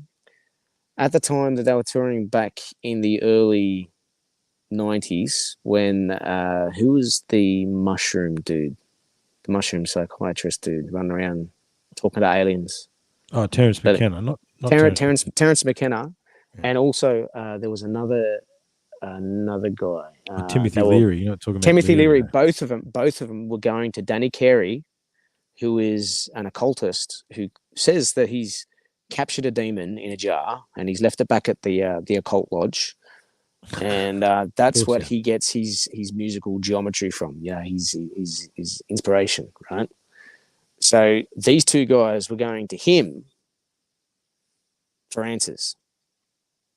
So put that into perspective. Put that into understanding that Timothy Leary talks of taking mushrooms and then using that connection to communicate with entities for them to land on his roof. And actually claims that he could hear the rafters and all the beams in the house bending as the ship floated over the top of his roof. So as crazy as it seems, it's not a hard thing to believe, because like when you look at it, going into ancient civilizations or even just tribes today, when they're doing their ceremonies, there's some sort of substance they are eating or drinking as their ritual, and it's obviously enlightening them to go and be able to connect to whatever gods they might have or some sort of entity that they connect to. So it's not a crazy concept when you're thinking of people doing drugs to go and have these sort of open connections. Oh, look, I can tell you now, there's a lot of Aboriginals that pride themselves that they can reach these states without any other influence, and that it's a Bora Bora ring. That's what they would be for, right? They got the Bora Bora rings. There's a couple of really cool ones here in Queensland, Anthony. It's very deep. It's very basically that's ecstatic dance in a circle until everyone just reaches flow state, basically. There's also the I think it's a type of Muslim sect that work deeply with the occult, and they spin around in circles. They don't drink and they don't do anything, but they listen to a drum in this music and they build themselves out and they start whirling. And they start spinning around and around and around and around in circles into a state of ecstasy. And a lot of the time they can come out saying that they communicated with something, or they channeled an entity or something along these lines. Oh, look, boys, we could bring this right back to myself. The reason that I'm sitting here today talking to you fine gentlemen is because of a DMT trip, right? I had a DMT trip about 12 or 13 years ago now, and that's the only reason that I'm sitting here today. There's it's before I took DMT and then there's after. And I'm here now today doing what I'm doing because of that. Because I was shot through a wormhole into the middle of the universe and shown universal love and was basically told I can do whatever I want to do, and you got to get back there and start doing your work. And here we are. Like so many people have. And what's the difference between an abduction experience and a wild trip? What's the difference? You could ask the question, are we, depending on the substance, entering these different dimensional realms? Well, most of the time, I have to say most of the time, that most of the time, the drug trip is consensual. Yes, Yeah, that's right. That's right. Yeah. That's the point. That's definitely a good way of putting it. But yeah, I mean, that's the reason why we say that there is angels, but there's also demons. Yeah, demons don't have that respect, that are going to show you this consent. They're going to trick you, the trickster. Yeah. And Loki. It's embedded in myth, just as we might refer to it as aliens today. But the idea of being tricked or being manipulated by something else that we don't understand is well written into throughout history. I mean, we still say today, trust your gut instinct. Yeah. Where did that come from, and what is the reason of that, of us needing that? I mean, you need your gut instinct not just for predators or whatnot, but you need to know if someone's lying to you or not. And animals don't necessarily lie to you. So there's I think. When you talk about, I was just sort of thinking there about animals, where they did I think it was Rick Doblin, or was one of his, the guy that does maps, psychedelic studies, and they surveyed a heap of people doing ayahuasca, not only in around the globe, different groups. They didn't know they were being studied together, right? So it was complete double blind. No one knew about anything, right? And there was a vast percentage of them that reported meeting the jaguar god, and like there was all these anthropological forms that all these and places that these people went that essentially seemed it was the same place, right? So you're taking ayahuasca, doesn't matter where you are on the globe, you are sent to the jaguar god dimension for whatever reason, and you communicate with the jaguar god, or you exist in this place. And it was like 70 or 80% of people had that. You could see the echoing similarities that potentially these guys had all gone to the same place. Now, where is that place, right? Where are they going? Because if it's not, if that sort of takes it away from the chemical or whatever that thing is being individual, but being a purposeful thing into another window of existence,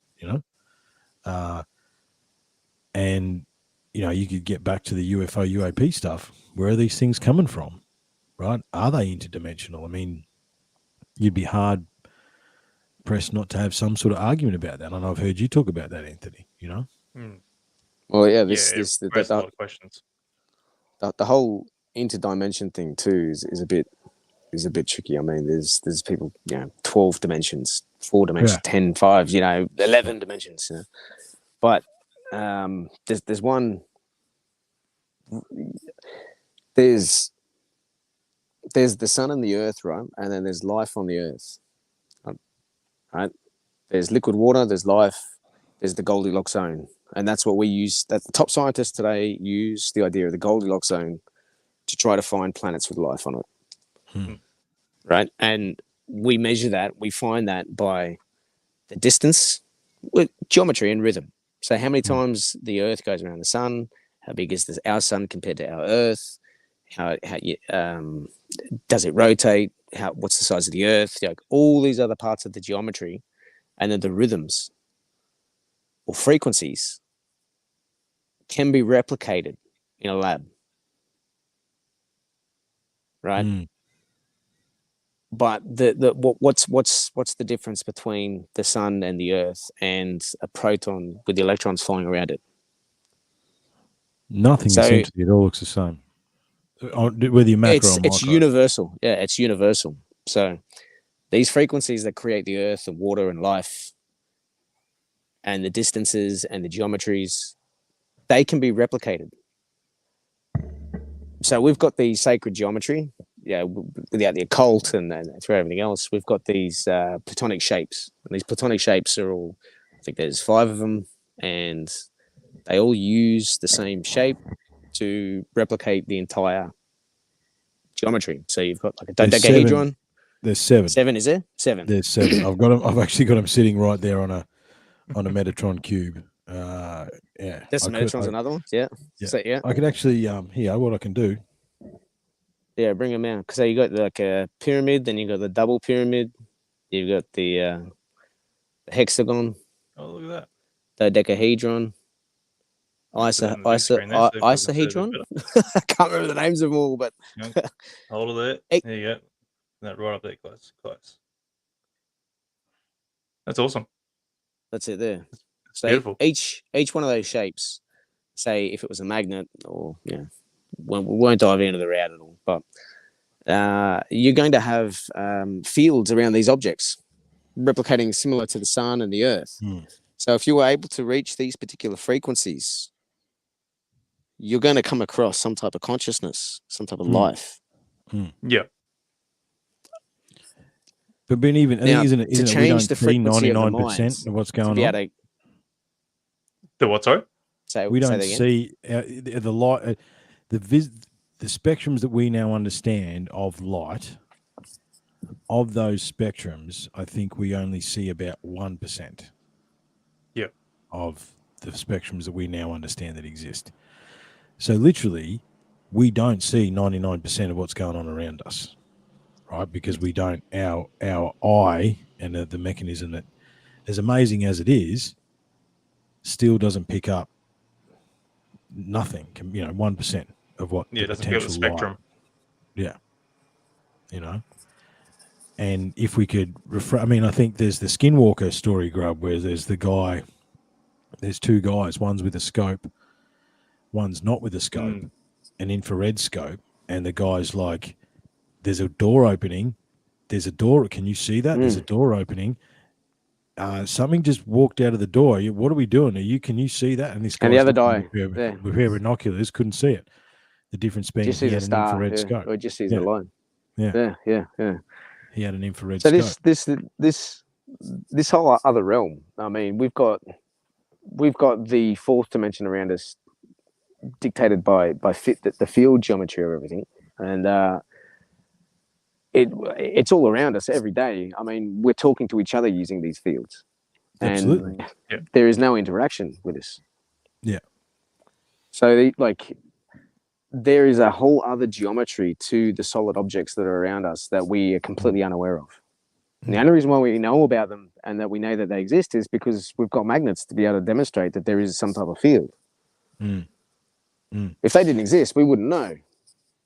But I mean, again, existentially, if you think about what is consciousness other than electricity? So there's it is. Yeah. Yeah. But I mean, if you think about it, so let's not try and get it. I mean, the hardest question. Oh, is Grub gone? Oh no, he's still there. The hardest question that no one can ask is, why are we conscious? However, even just from a aspect, right? He's gone. Back now. He's back. Dropped out. Back now.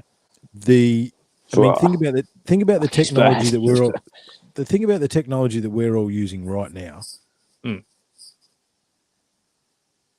Like, theoretically, it's electrical signals, but it's not, because we're all using Wi-Fi, right? So it's like, but we are speaking instantaneously.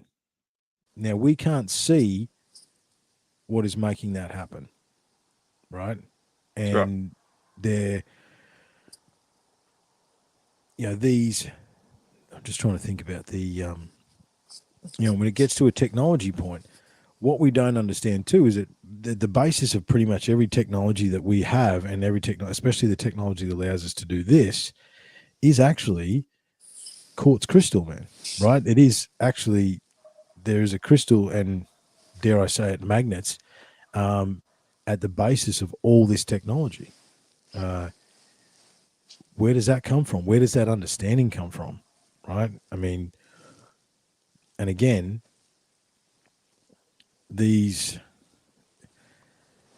how do we see that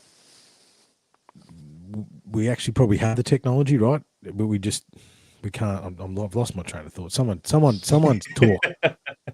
Look, honestly, to me, like if you look at the computer chip, like something so simple and complex at the same time, how can they produce all that to what we're doing right now? All these little different wires, like little, no wires, it's bits of metal stuck together and does these little bits of things.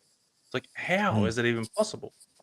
Like, I know that's a big understanding. Like, I'm not that technologically advanced in my own head to go and understand that sort of things, but we're taking a lot of things for granted. The crazy thing is if we question, we all still know. So the maths works and the physics works, and the materials as we know it works.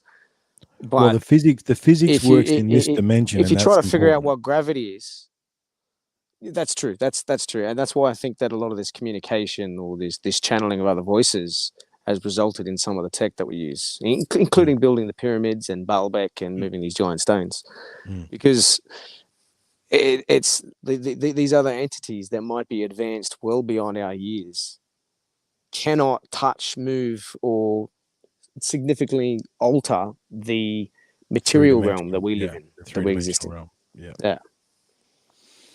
So they need to give us the information to be able to build it. What was he called?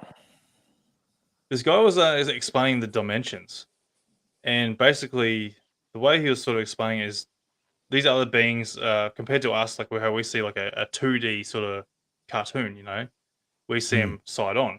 But if we try to go and flip them to a side on, a straight on view, we're basically just seeing them as a line, or not even barely a line. And to these other dimensional beings, that's probably how they're sort of seeing us as like a 2-dimensional shape, if that makes sense. We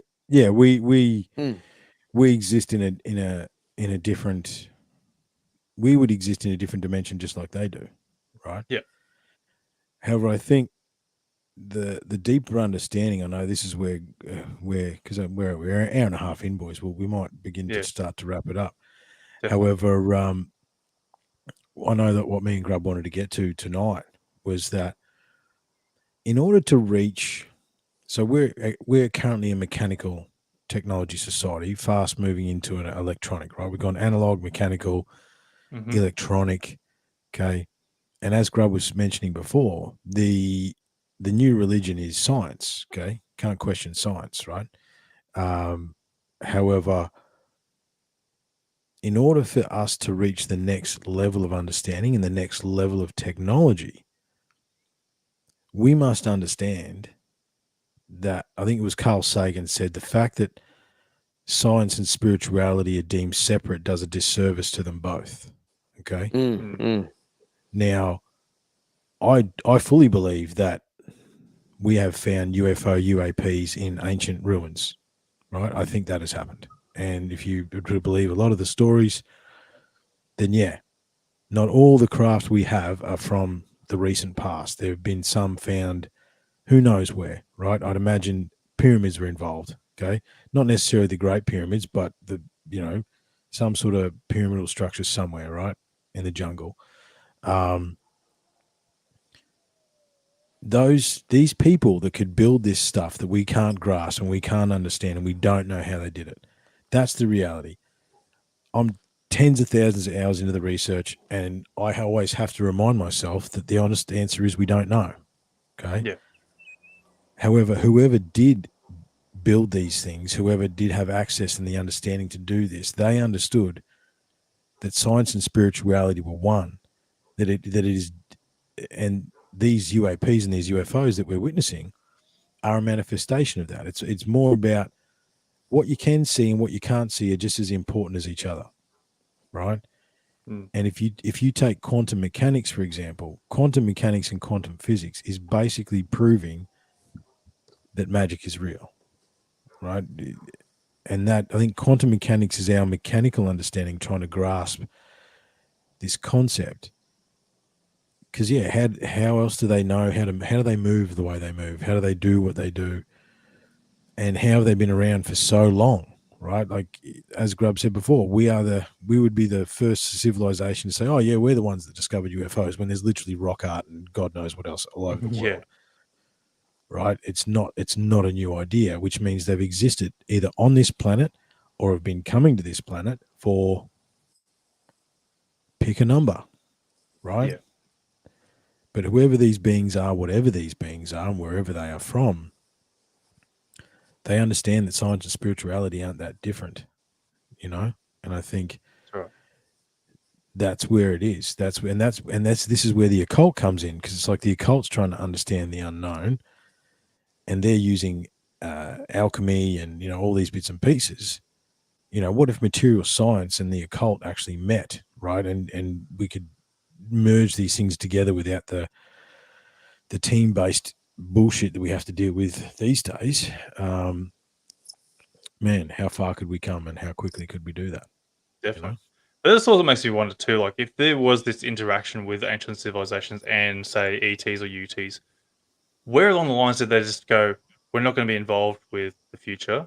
We're going to let these Yeah. guys just figure it out for themselves. And like, why? Why even decide that where we could have been benefited from the ancient times there to be today, where we could have been flying through the stars? Like, why? That's the biggest thing I want to Yeah. understand. If they have some sort of grasp on our ancient civilizations, like, yeah, why? Why leave us in the Well, sticks like and this stones? is the problem. Like I said before, we start if we start doing things like that, then where do we place God?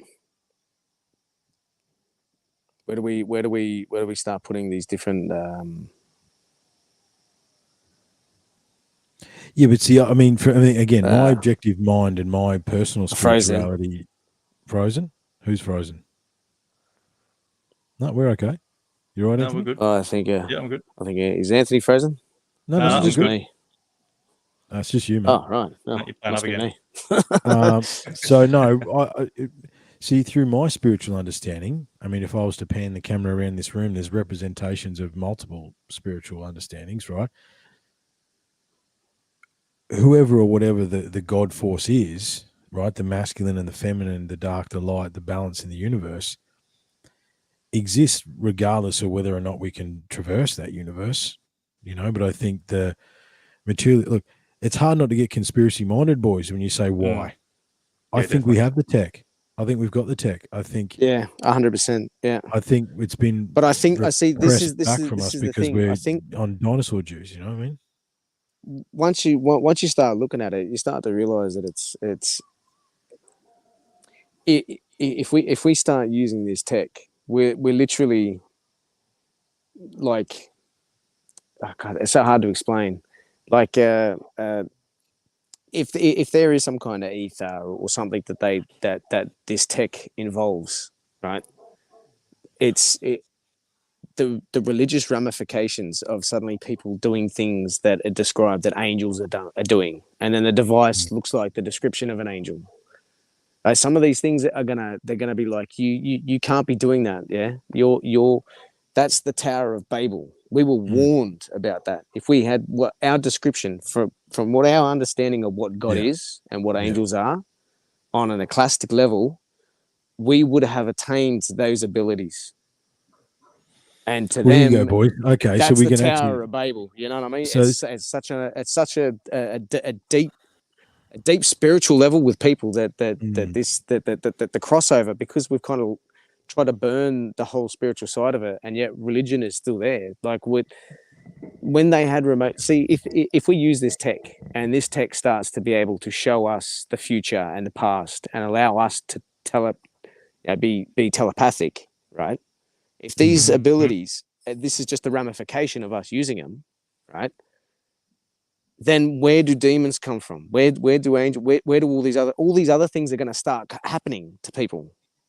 So they're like automatically there's going to be the idea of you're actually tapping into the source of where demons come from, and that's the technology that you're using. Because do you understand what I mean? It's I on do such understand what you a mean. deep fundamental level for some people that But it's here's the like ramifications. the whole remote right? viewing. So, they had remote viewing with the CIA, and then they canned it the because Russians they are said into it as well. if you're not definitely. talking if you're not doing this through Jesus and God, then you're doing it through the demons, and it needs to stop. And that was through Bush Senior's administration. So the idea of them thinking like they got to can this stuff, and that was just remote. It was even before that, but it was well before that. Yeah, they were doing that in the 50s and stuff. Yeah.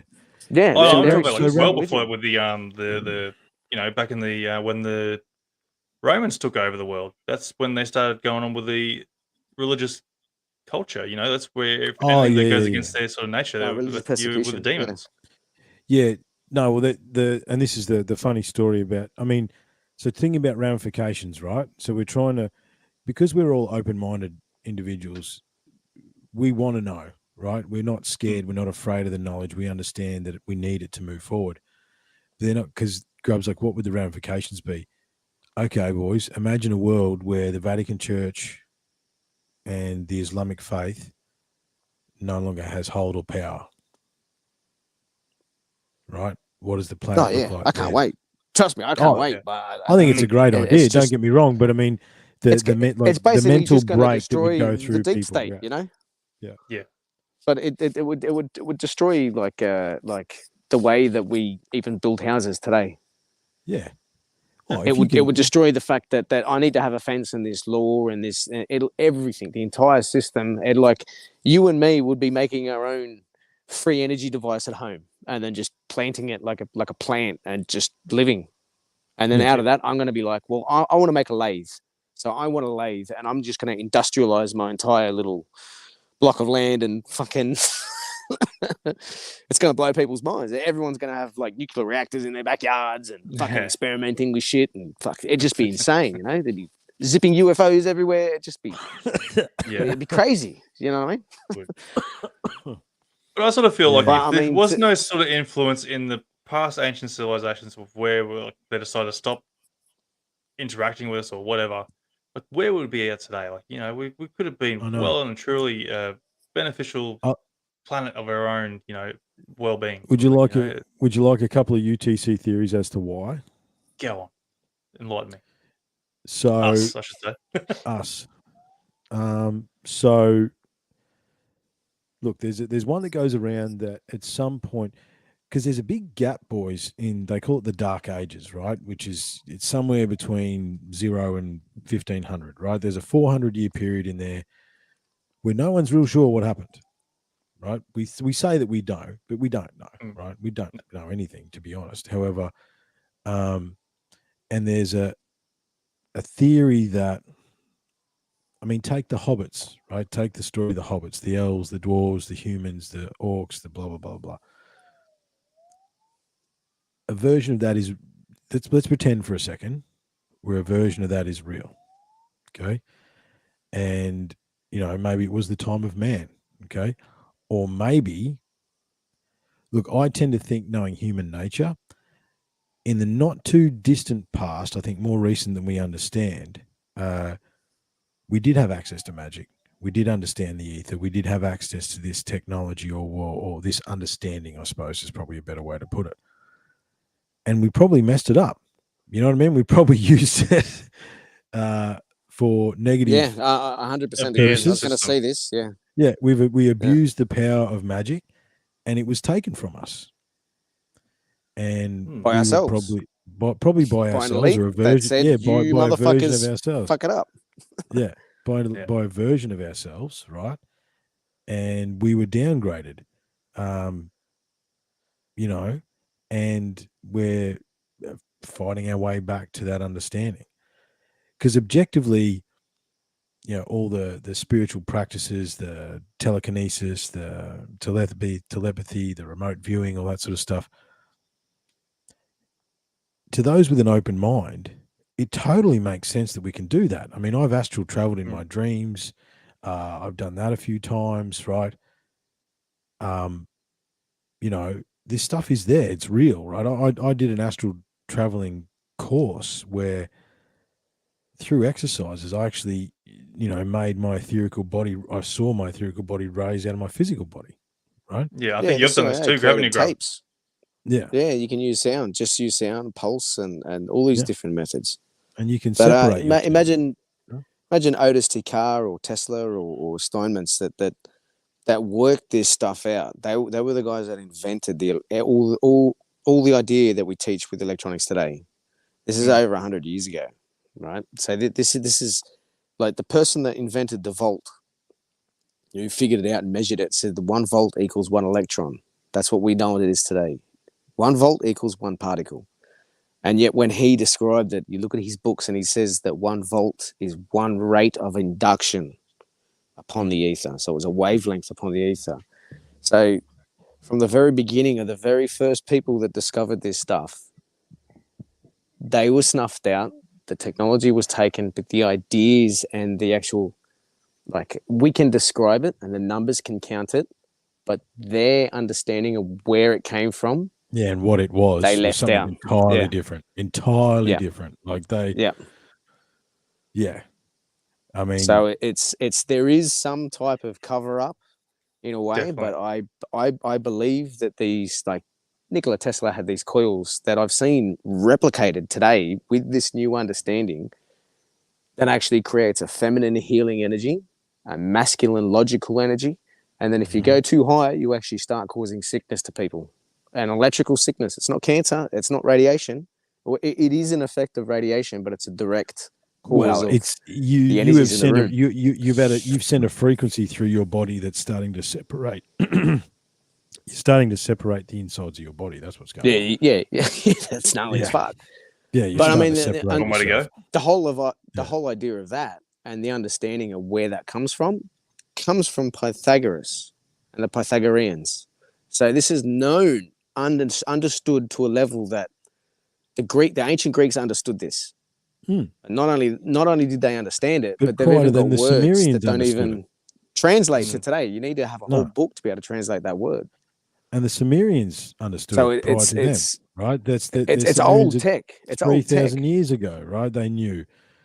You know, I mean, explain to me without, you're an operator, Anthony. Explain to me without a Liebherr 500-ton crane, do you put half of these stones in place? And even then, how do you do that, right? Yeah. Unless you understand the space between spaces, unless you understand, unless you have a faith, I suppose, in the unseen.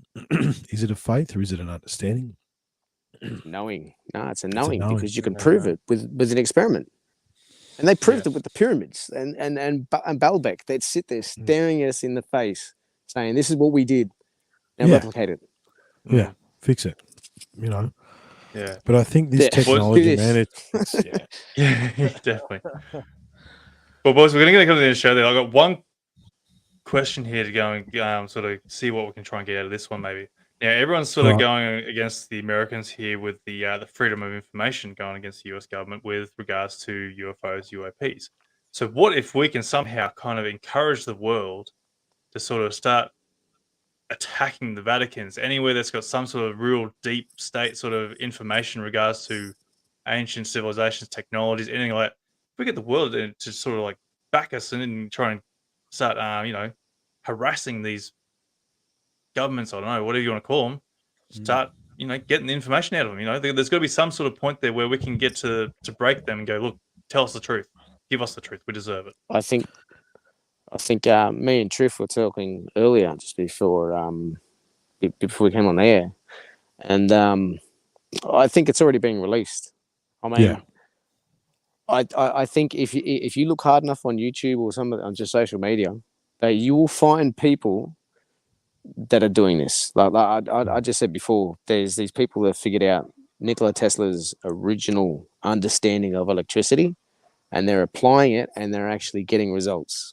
They're getting levitation, they're getting healing, they're getting impulse.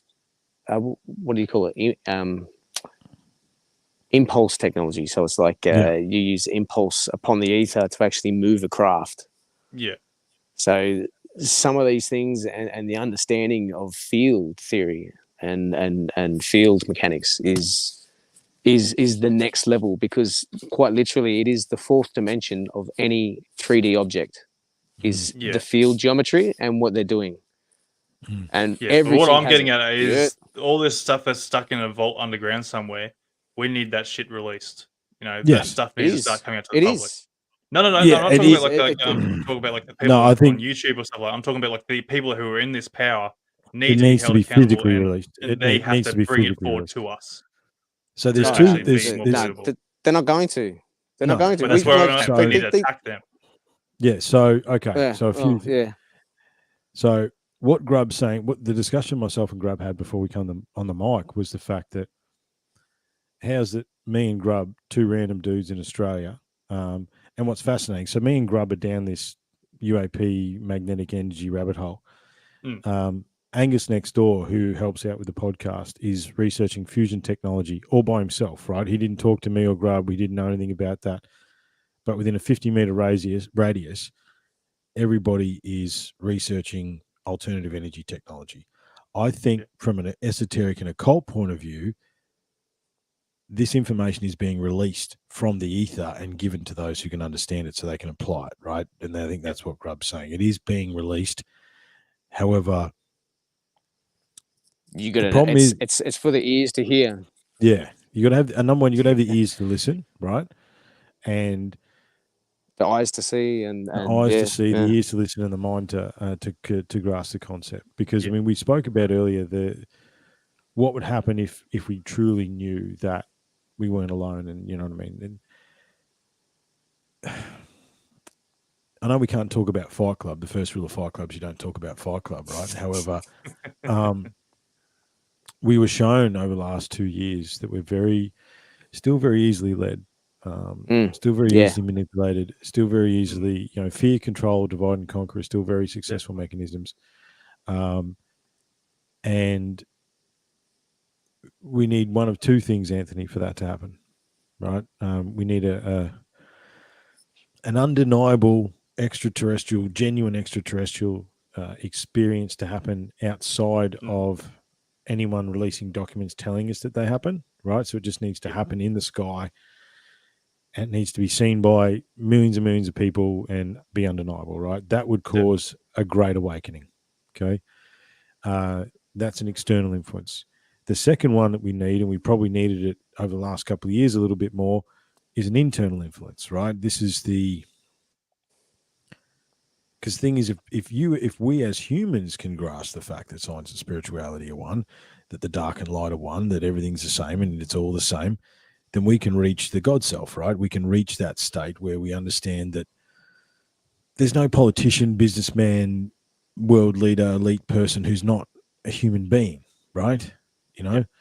Any of those people, and as far as we know, right? Any of those people have a hot chili the night before, then they have an interesting fucking toilet experience the next day, right? There's no difference between me, you, and them, theoretically, right? If they're not lizard people, but That's right. but let's pretend that this is just the humans, right? Yeah. We need to realize that we're all the same, and we need to realize that we outnumber these people tens of thousands to one, right? Look, I can't disagree with the golden grot. I like that. It would be controlled. Like, this is the problem I have, right? I would question any major extraterrestrial UAP, UFO experience today. I would question whether it was real or not, right? The more that the US government released, the less I believe them. That's why I don't think you're gonna have to, like, you want to know the truth. Stop looking at the cameras. Stop looking at the screen. You're gonna have to look for it. You have to find it. You have to find it within yourself. I honestly think it's looking. I mean, some of the experiences I've had, like I think I mentioned to you, Anthony, the other day. I had one UFO experience. I looked up, I could see a shadow on the bottom of a cloud. Yeah.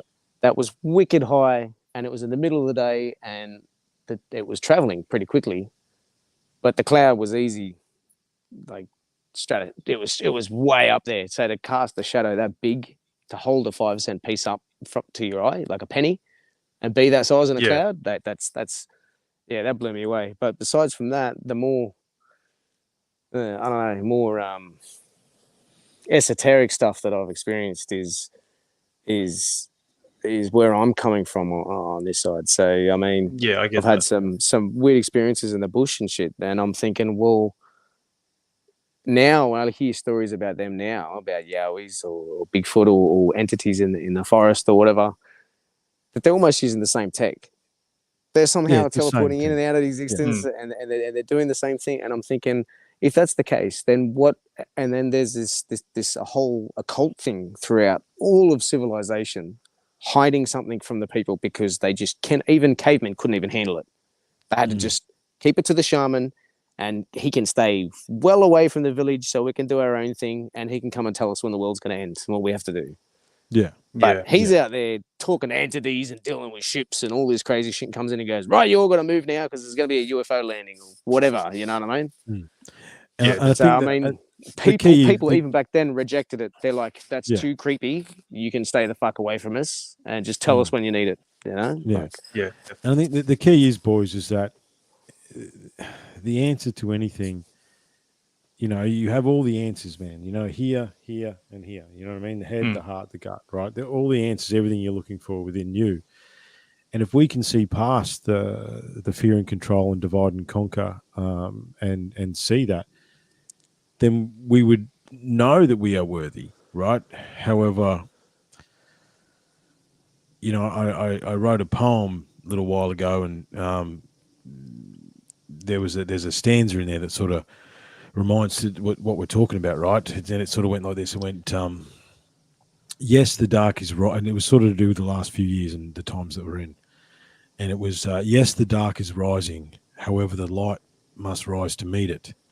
Inwards we must all go to see whether or not we have the will to beat it. Because the thing is, we're also very good slaves, Anthony. And definitely. Absolutely. There's always going to be a percentage of the population that will walk lockstep. But I think we're reaching critical mass where more of us want the answers now. We're ready. We know that it's another thing that, and it's probably maybe we end on this thought, boys, because me and Grub were talking about this. It's hard. Yeah, before we lose Grub, because he's got like 5% battery apparently, so we're about to lose him. So before we lose Grub,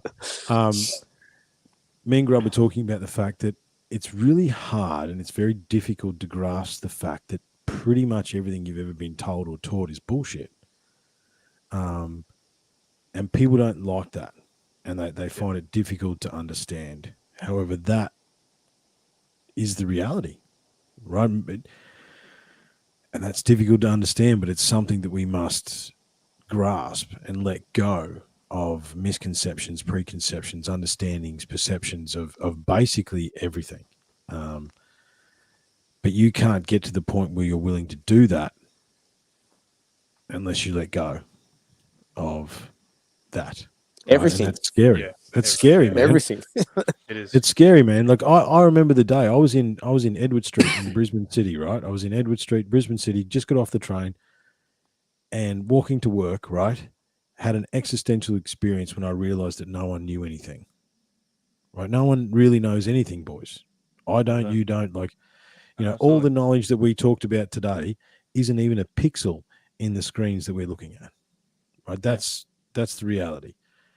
And when you grasp that, that can do one of two things. That'll either set you free and allow you to dig and understand deeper philosophies and understandings, or it'll freak you right the fuck out and you will never think about it ever again. You know what I mean? Basically go in the fetal position and just start rocking back and forth. When you think about the stuff that I talk about, right? Everyone I meet, they go, do you know about this? You know, right? And a lot of people don't like it, eh? There is a few people, their eyes like bug out of their head. They're like, oh my God, this is incredible. Like this has brought happiness to my life. You know, it's brought a new beam of light. And then others are just like, nah. They just shake their head and walk away. And and you're just like, wow. Some people just like, I like to do that, you know, like just drop something on someone that I find it's relatable to them, and you just watch them fucking know that their mind explodes, or they just kind of shake their head, going, what, and they go back to talking about some reality TV show or something. And I can't remember old mate's name from you missing the point. I was talking to him on Instagram the other day. However, he's right there, right? Yeah, we have to be careful of anyone who deems themselves an expert, right? Yeah. No one Nobody is an expert. Okay. Yeah, And I've even said this in previous podcasts. I can't remember who I was talking about. I said the same thing too. Like, all these people claiming to be UFO experts and that they don't know jack shit. no. Do you know what we classify ourselves here as at Unlocking the Code, Anthony? Right? We are sophomaniacs. Do you know what a sophomaniac is? A sophomaniac is someone who has the delusion that they're intelligent. Yeah, well, that's definitely me. That's it. It's me too, man. Well, actually, I don't have a delusion. I know I'm not intelligent. Yeah, right. There's no delusion.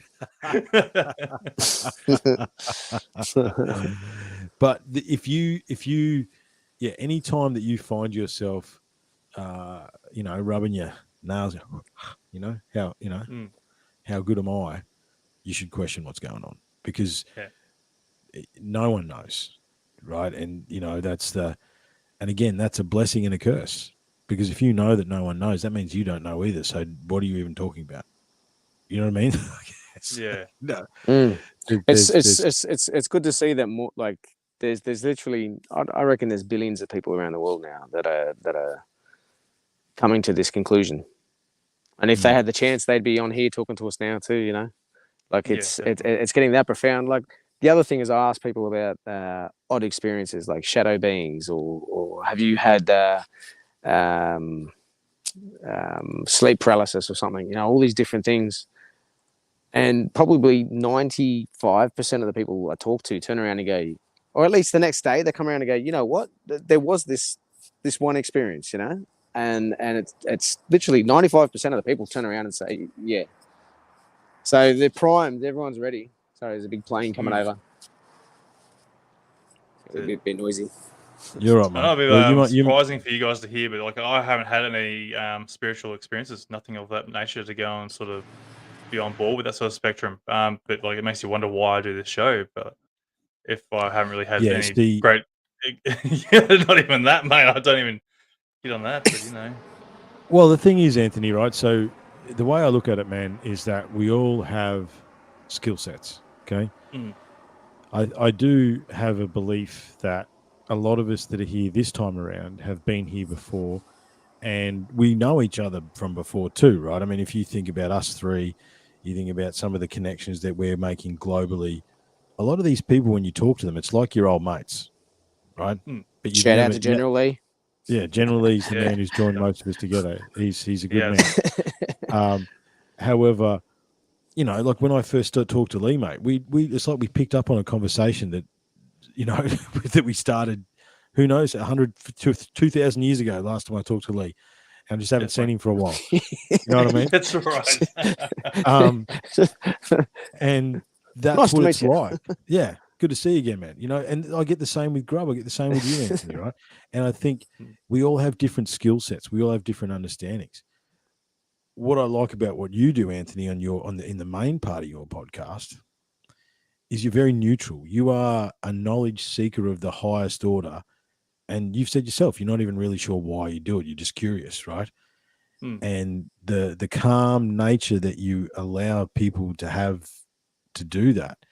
That's a skill set that not a lot of people have, right? Which is why, some of your episodes. Yeah, I'm pretty hot blooded today. Yeah. Yeah.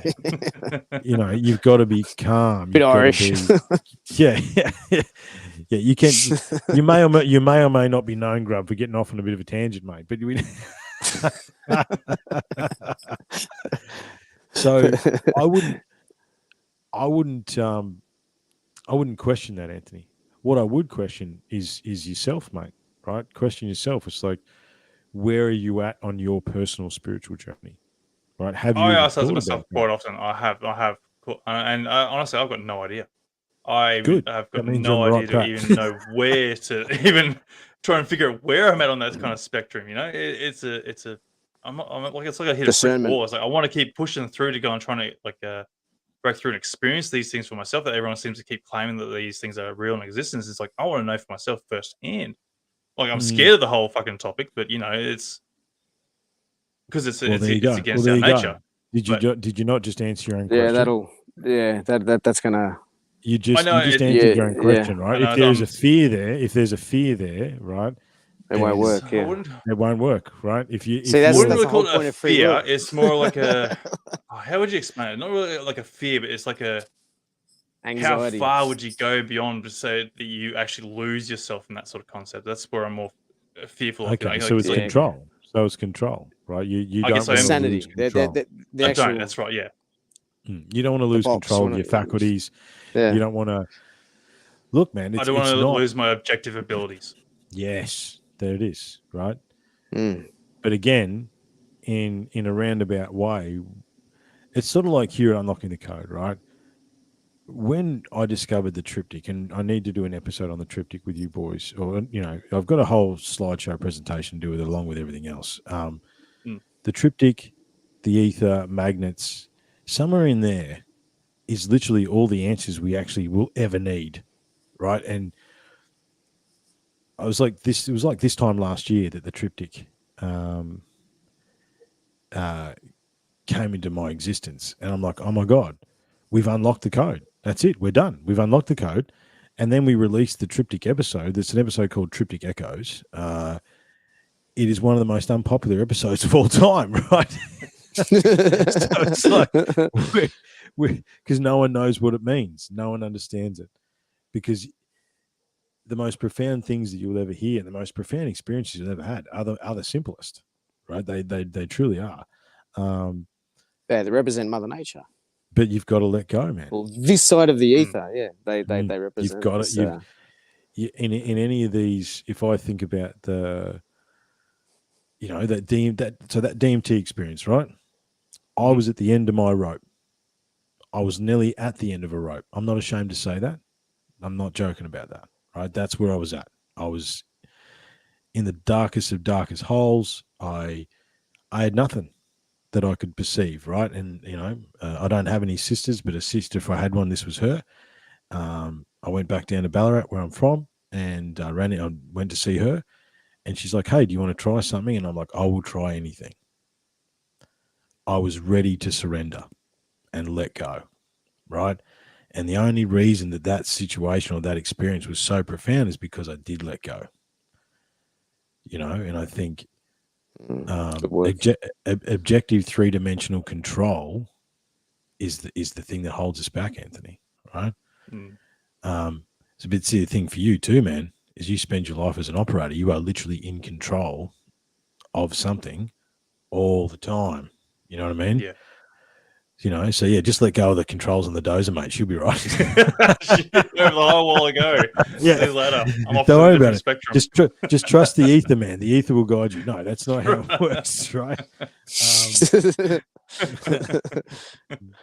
But I might disappear. I might fall off the network. I've got 1% left. No, you're okay. Right, man. Get out of here if you want, mate.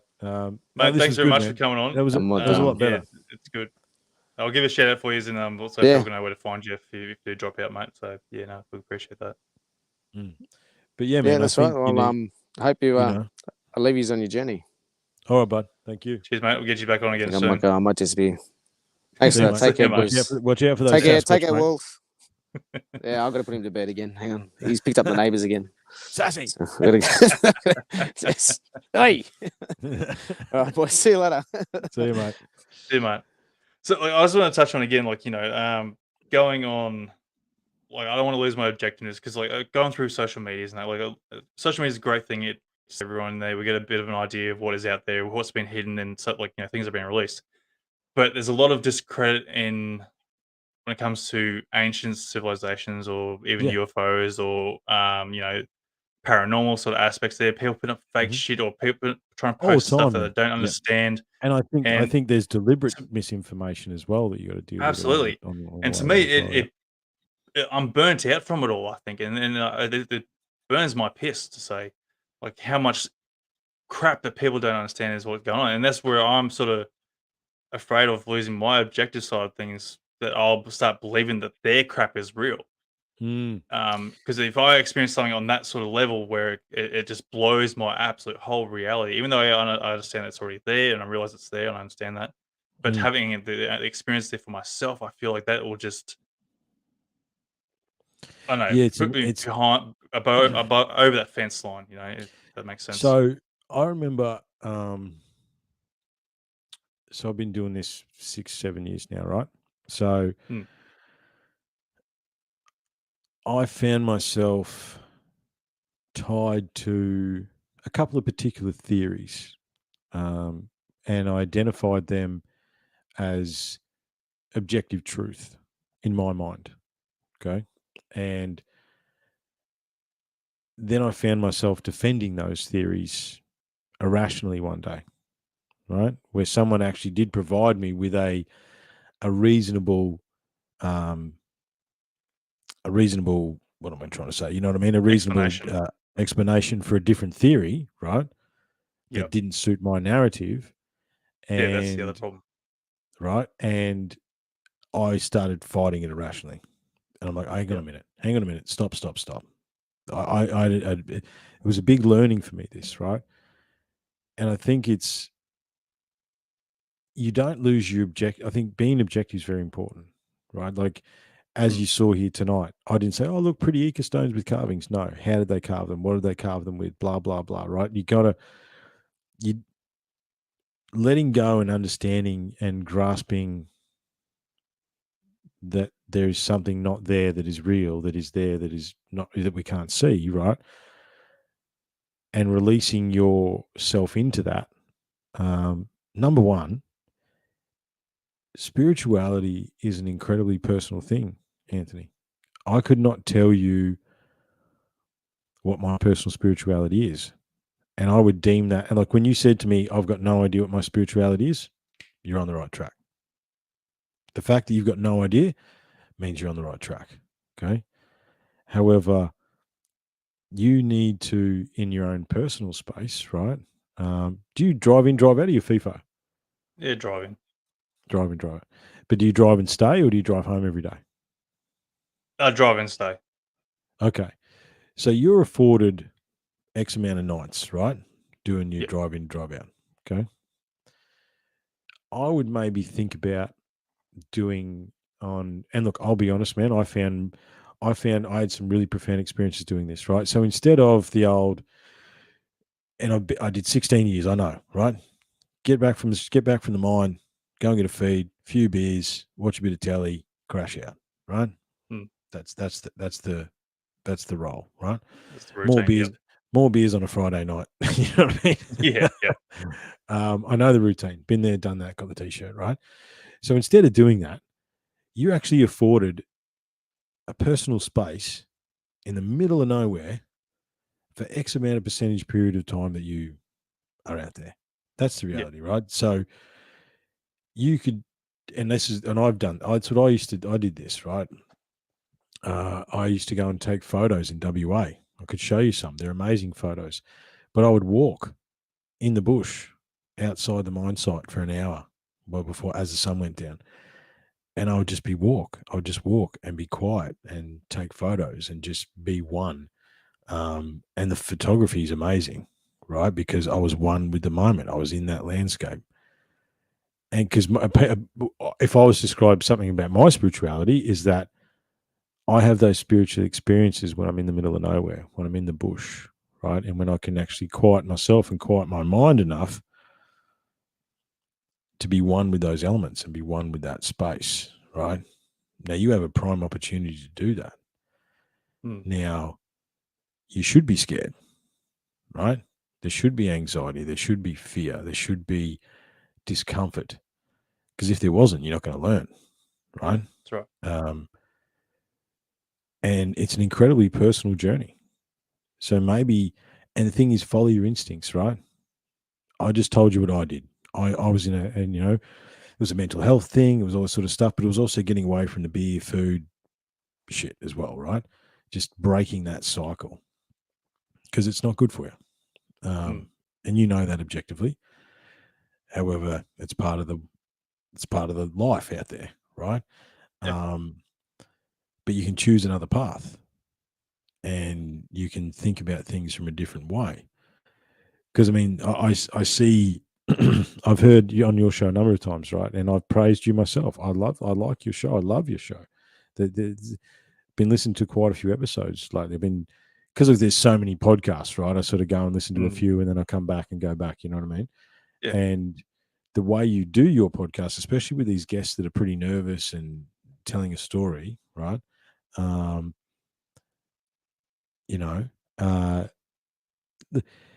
Yeah, I'll get to that in a second. Spirituality, yeah.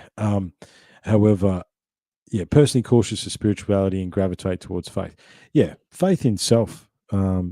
Spirituality is a loaded term. Unfortunately, any of these terms, especially in the English language, which is so brutal, they have connotation. And again, I use spirituality because that's the term that I like. You can call it faith, you can call it God force, you can call it, the spaghetti monster in the fucking sky for all I care. You know what I mean? It makes no difference what it is. Pastafarian here, by the way. Yeah, there you go. Pastafarian. There you go, mate. All right. So you need to meditate with the spaghetti monster in the sky and you will find your way, right? Yeah. It doesn't matter. None of these terms matter. None of the thing it's about, I thought I see a thing that said, spirituality is individual, religion is crowd control, right? We're all trying to get to the same mountaintop, and there's 2 million paths up the mountain. Your path's not wrong, my path's not wrong, and mate, from your missing the points path's not wrong. No one's wrong, But I think you won't lose your objective sense if you find the God self within you, Anthony. In fact, what will happen is it will expand because you'll be able to layer that on top of that. And I would follow your instincts out there, right? Use that time. Obviously, talk to the missus and do whatever you got to do. Yeah. But that moment's, and that's what I used to do. I'd make a time. I will call you X time, whatever. In between that time and the time of the call, and then after that time and the time I used to go to bed when I was working out in WA, I used that time to explore my mind, explore what is it that I, where's my path to spirituality, what echoes with me. And the beauty is, with the connections that we're both making and the podcast stuff and the knowledge that's out there now, there's so many things that you could look at.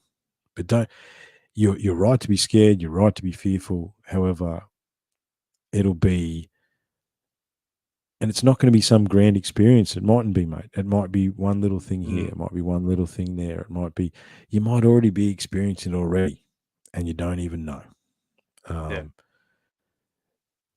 yeah, you won't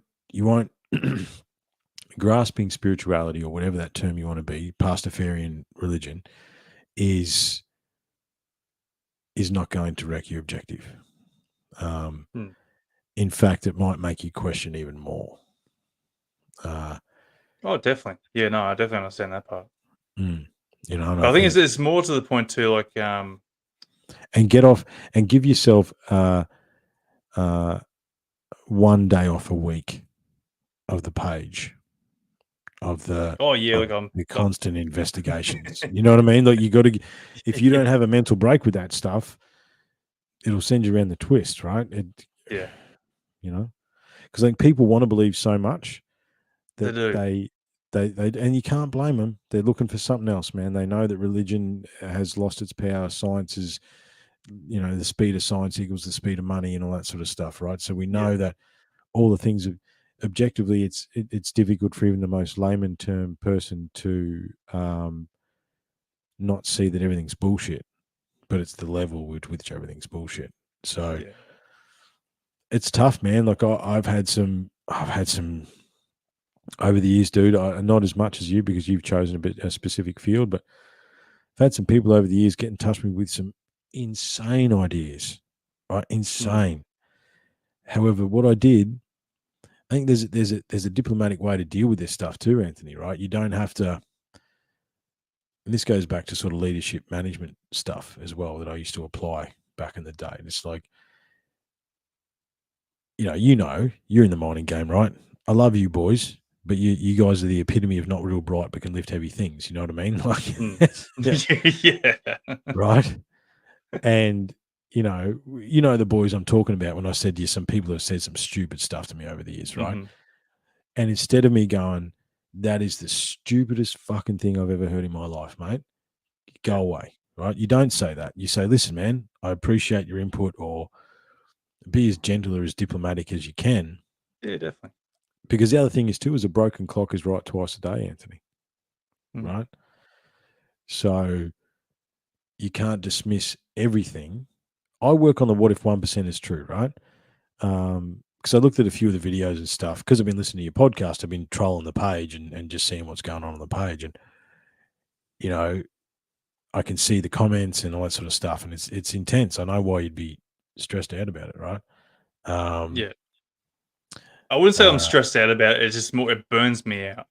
Yeah, it does. Like, because you it's too know, much, the man. point, like the point, like you go, it's not what you think it is or want it to be. So don't argue and abuse people because it's not what you want it to be. That's where I sort of get burnt out because like people abuse the crap out of me all the time, saying like "fuck off with your damn stupid objective crap" because you don't know everything. It's like I'm not claiming I know everything.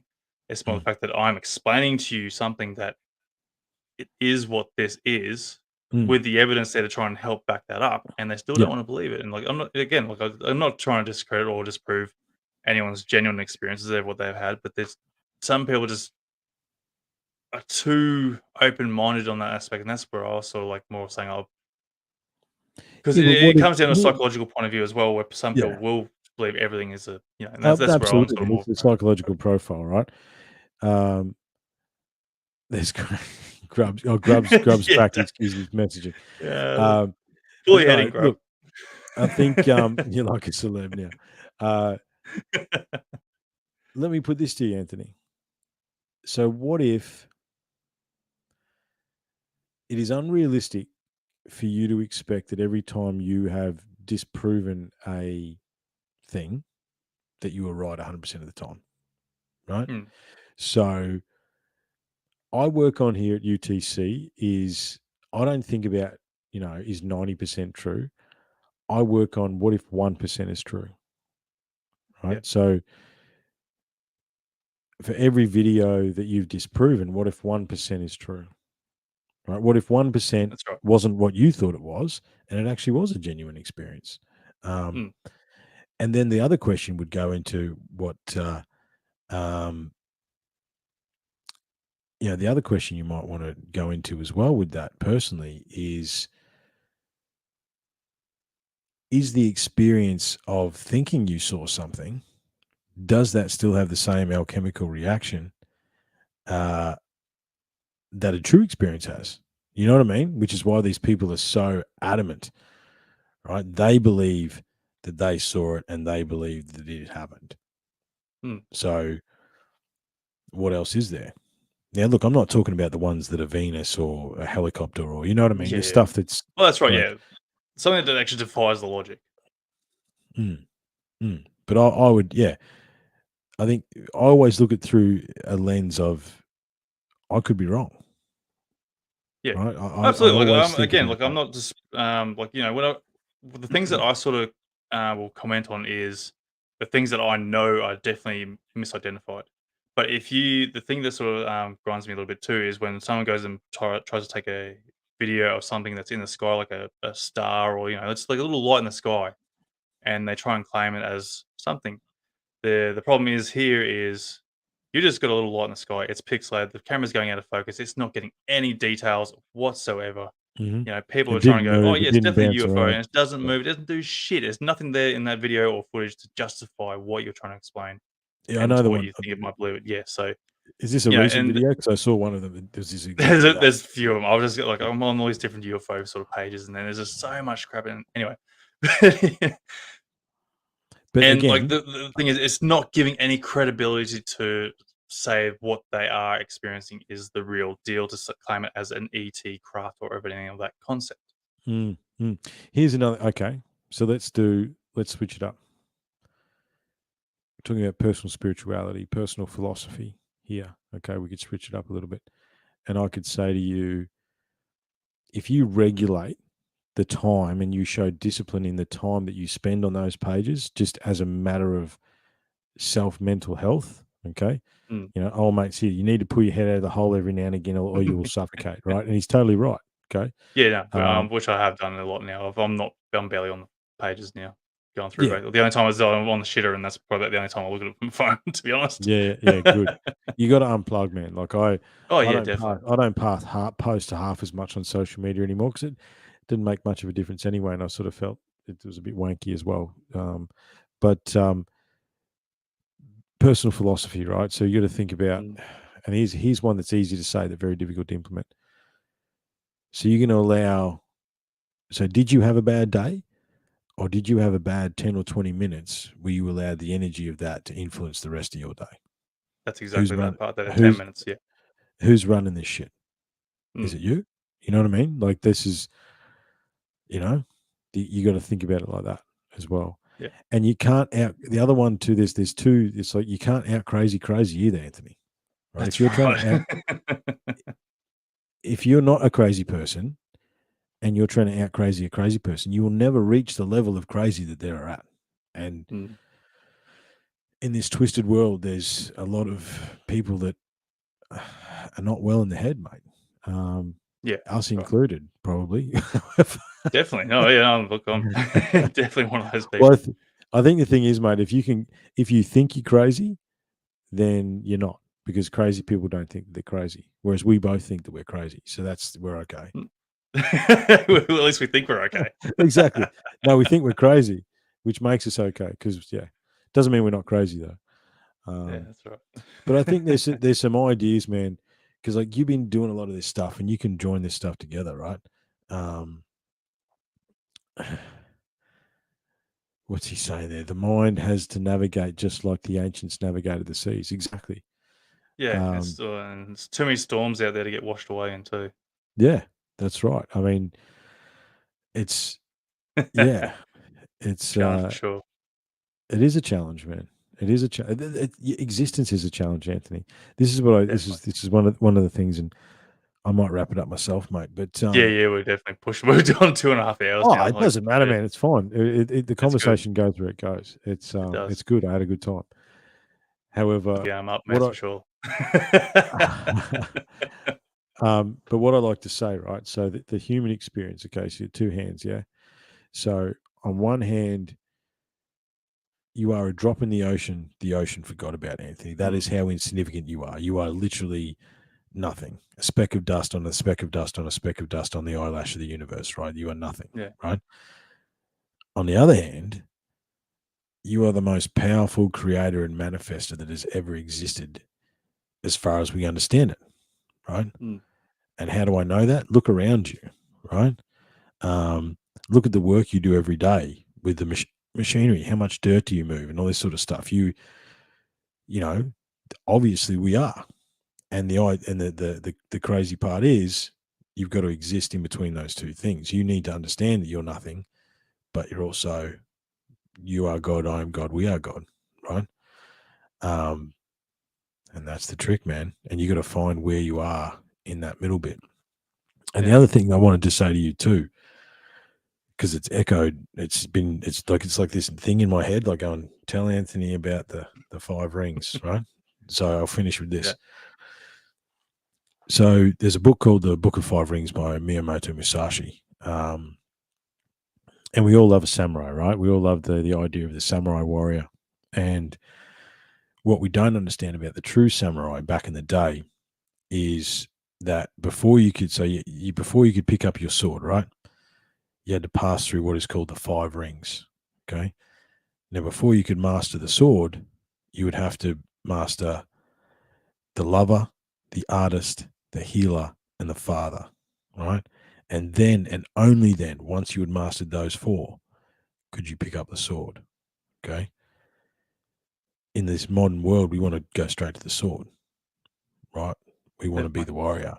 However, it's more important to understand when not to draw your sword than when to draw your sword, if you know what I mean, right? And the modern man has lost whilst we are soft in a lot of ways, we have lost the understandings of the softer side of self, right? So where are you at, right? What do you the lover, the artist, the healer, the father, right? So what you're doing right now, Anthony, is your art, okay? That's what you're doing. Whether you think you are or not, that's what you're doing, right? So you're working on that. So you got the lover, the healer, the father, you know what I mean? Where are you in those 5 rings? And what do you need to work on? And maybe through analyzing that, mate. You know, the lover, the artist, the healer, the father, then the warrior. Okay. You know, and if you can have that understanding, then, because essentially you are a warrior for UFO research, right? You're going out there and this is wrong, that's wrong, da da da da da. Maybe if you look at it through the lens of those other 4 things, you might find a different path there somewhere. Yeah. Right. And where do you need to focus yourself on? Right. And don't get me wrong, I understand this objectively, but I'm still working on it myself. Don't think for a nanosecond that I have true understanding. I have an understanding of the concept. But yeah, I think there's some stuff in there for you, man. Hey, this was cool. I enjoyed it. And thanks, Grub. I appreciate that. This is definitely improvement on our first one, but no one there was a couple of people that were there, but no one really, because it was your first time as well. It was probably good that no one really saw that first one, but I appreciate it, mate. Let's do this again soon. Definitely, man. I think this is going to be a recurring thing, I think, because we're going to dive around this whole ideology of ancient civilizations and ETs, UTs, whatever the hell you want to call it. It's all out there. So it is all out there, man, but it also what I've found is it all comes back around. Yeah, exactly. Don't fall into the trap thinking there's nothing left to find or learn. That's perfect, Grub, right? Yeah. I had someone ask me one day, Anthony, you know, what are you going to do when you run out of things to talk about? And I looked at him like he'd grown another head. I'm like, what are you talking about? They'll never. I don't even cover it in all his lifetime. Yeah. Magnets. All right, mate. Well, listen, let's get out of here, eh? Look, and I appreciate everyone's commenting, and I do appreciate your time, and I am trying to find a way, mate, to get up your way for that thing you're doing. I don't know whether I'll be able to make it happen this time around, but oh, that's right. Yeah, I'm doing that. Yeah, that's gonna be good. That's gonna be awesome. Hopefully, that'll burst out the stream a little bit. It's like 5 hours or something for me. I think I'm 5 hours away. So I'm trying to find the space and time, but I don't know. It might be a bit late in the year, but yeah, next year when you do one, I think we need to do another one and count me in for that one. Yeah, but definitely. That sounds. We'll talk again soon, mate. Thanks everyone for listening. Thanks for the questions and the queries. And I think if you stuck around with us, then you're all right, and everybody's on the right path. I think we just got to find our own way, you know, and help each other. The thing is too is that we are finding our own way, but when we cross paths, we need to make sure that we encourage each other along the way. You know what I mean? Yeah. Because we are all on our own personal journeys, but when we cross paths, we can link arms for a little while and go, well, we're both going the same way together. That's right. You know, could be love and encouragement.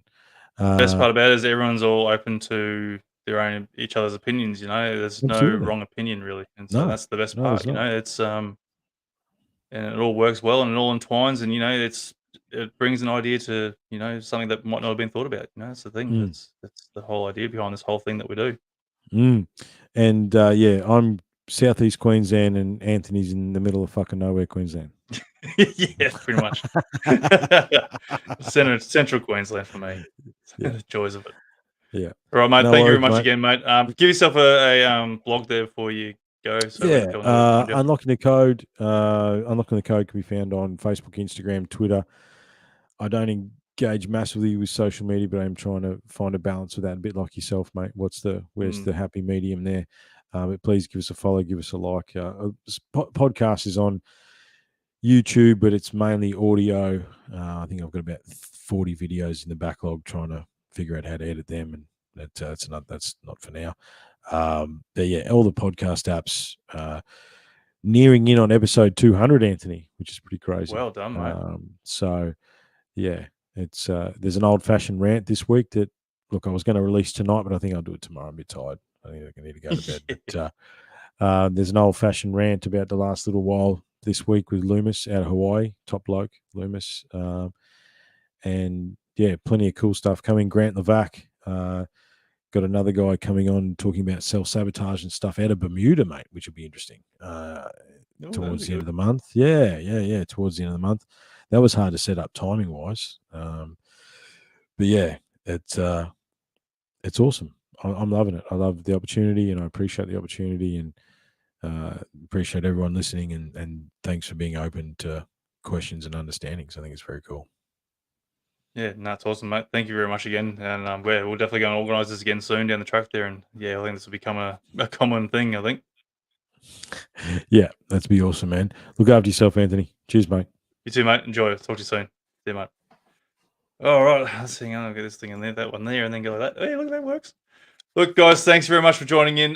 So before I do finish up for myself there, look, just want to go and point out that, look, don't misunderstand me that I am against everyone's, experiences and such like that. Like, I'm very open to people's experiences because obviously I'm not the one there that experienced it. You're the one who experienced the whole thing. You're explaining it. So I have no, hang on, where am I going with this? I have no right to sort of question where your experiences or how it even existed or whatever happened in, from your perspective. So to me, I feel that's very ignorant of anyone who does sort of question your experiences there if it's something that of that nature in that sense. Obviously there are things that are still misidentified and whatnot, but like, I'm happy to help you from my side of things there to see if I can try and help you understand what it might be if you're trying to question a from an objective side of things. But yeah, look, guys, I'm happy to help out either way. But again, look, don't way. I'm very open to the whole concept of everything that happens in there because there's just too much stuff out there we just don't understand. And I guess the whole idea of this whole thing is to try and get an idea of it. So yeah, look, I'm going to finish it up here, guys. Look, also don't forget you can go and check out Grub there with Subconscious Realms podcast with generally. It's on all the other major platforms there on wherever you find your podcast. I'm sure it'll be there somewhere. So yeah, go and check them out. Grub does an awesome job there, helping out General Lee with running down the whole wormhole of whatever whatever is out there, basically.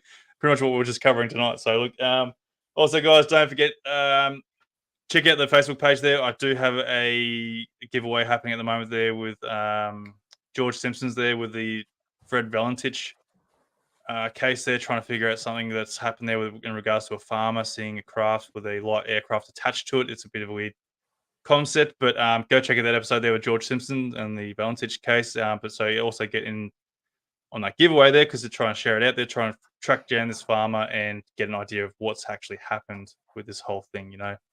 We're trying to figure that out. So get that, and and you're getting the run for winning a book from George Simpson in regards to that case. I think I've just random myself around there a lot then. Also, don't forget we've got an online store there to go and check out, get some merchandise, stickers, bumper stickers, mugs, t-shirts. Oh, remember this one here? It's awesome. Yeah, look good. Make it look good anyway. I'm getting sick of hearing myself here, so I'm trying to rush things. And also wherever you listen to the podcast there, guys, check out the new episode every week and whatnot. And I think that's about it, guys. Don't forget to share it with your friends and family. Get whoever you know who hasn't experienced this, send them my way because I'd love to have them on the show and hopefully grasp more concepts on what is actually happening out there because these things are a reality and we want to know what the hell these things are. So anyway, guys, I'm going to leave you to it. Have a good night. Thanks for joining in, everyone. Jane, sorry, you sort of might have missed out there a bit earlier on in regards to talking about the Vatican hiding stuff. Yes, we did sort of come across that, and they're definitely hiding stuff. Australian Outdoor Man, thanks for joining in again. I've seen you there a few times throughout our podcast there.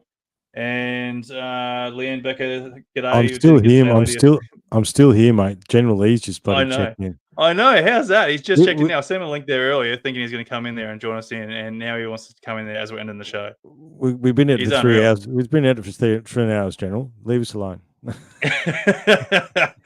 You're not welcome. Now get out. Look, guys, I'm going to leave you to it.